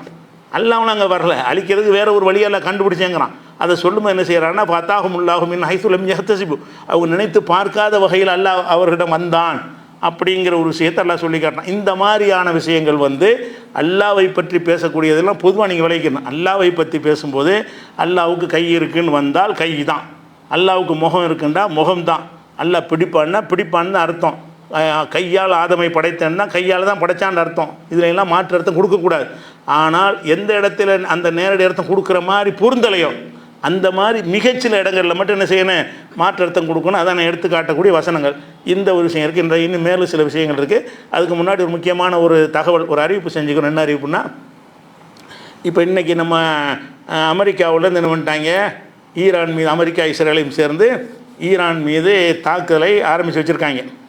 ஆரம்பித்து வச்சா அதை விட அல்லாஹ்வுடைய அருளால் என்ன செய்கிறாங்க, இவங்க பதிலடி அதை விட கடுமையாக பல மடங்கு பதிலடி ஈரான் கொடுத்துருக்குறாங்க. இது வரைக்கும் இப்போ கடுமையான சேதம் வந்து அமெரிக்கா இஸ்ரேலுக்கு தான் ஏற்பட்டிருக்குது. இருந்தாலும் இன்றைக்கி உலகத்தை ஆட்டி படைச்சிக்கிட்டு அநியாயமாக ஒவ்வொரு நாட்டிலையும் புகுந்து இன்றைக்கி கூட வந்து பள்ளிக்கூடத்தில் கொண்டு போட்டு தான் 40 பேரை சேர்த்து குழந்தைகளை சாவடிச்சிருக்கிறாங்க. இலக்கெல்லாம் அப்படி தான். அமெரிக்காவோட தாக்குதல் எப்படி இருக்கும்னு கேட்டால், அதிக நம்பர்களை கொத்து குண்டை போட்டு சின்ன பிள்ளைகள்லாம் பொதுமக்களெல்லாம் சாவடிக்கிற இராணுவ தளங்கள்லாம் கணக்கு கிடையாது. இவங்களுடைய தன்மை அப்படி தான் இருக்குது. அதனால் இந்த புனித ரமலானில் இது குறித்து ஒரு தனியார் சேனலில் நாளைக்கு கூட ஒரு பேட்டி எடுக்கிறாங்க, அதில் விவரமாக சொல்லிக்கிறோம். இப்போ நீங்கள் சொல்ல வேண்டிய தகவல் என்னன்னு கேட்டால், இந்த நேரத்தில் அல்லாஹ் இடத்துல ஒவ்வொரு தொழுகைகளையும் அனைவரும் துவா செய்யணும். யாரெல்லாம் அந்த அமெரிக்கா விஷயம் அழித்து நாசமாக்கு அப்படின்னு சொல்லி கேட்டிருக்கிறாங்க. அந்த மாதிரி தீயவர்களை அழிக்கபடி அவங்களுடைய பல்ல பிடுங்கும்படி அவங்களுடைய பலத்தை குறைக்கும்படி ரசூல் ஸல்லல்லாஹு அலைஹி வஸல்லம் என்ன செய்கிறாங்க, ஒரு துவாவையும் கற்று தந்திருக்கிறாங்க. குனூத்தாவும் ஒதுக்கொள்ளலாம். அது இல்லாமல் நீங்கள் ஒவ்வொரு தொழுகைகளையும் யா அல்லாஹ் இஸ்லாமியுடைய கண்ணியத்தை உயர்த்து, இந்த சக்தி 2 பேரையும் உலகத்தில் இல்லாமல் ஆக்கு, இஸ்ரேலையும் அமெரிக்காவும் இல்லாமல் அழித்து நாசமாக்கிறேன் என்று சொல்லி ஒவ்வொருத்தரும் இந்த புனித ரமலானில் ஒவ்வொரு தொழுகைகளையும் சாதாரண நேரங்கள்லையும் விரும்புகிற உங்களுக்குன்னு தேவைகள் துவா செய்வீங்கள்ல, அதோடு கண்டிப்பாக இதை சேர்த்துக்கிறங்க. இது வந்து அல்லாஹ்விடத்தில் நம்முடைய பிரார்த்தனைகள் மூலமாக அவங்களுக்கு என்ன செய்யணும், உதவி கிடக்கணும், இந்த அமெரிக்கா வந்து அழியணும் என்பதை கேட்டு நிறைவு செய்கிறேன். அஸ்ஸலாமு அலைக்கும்.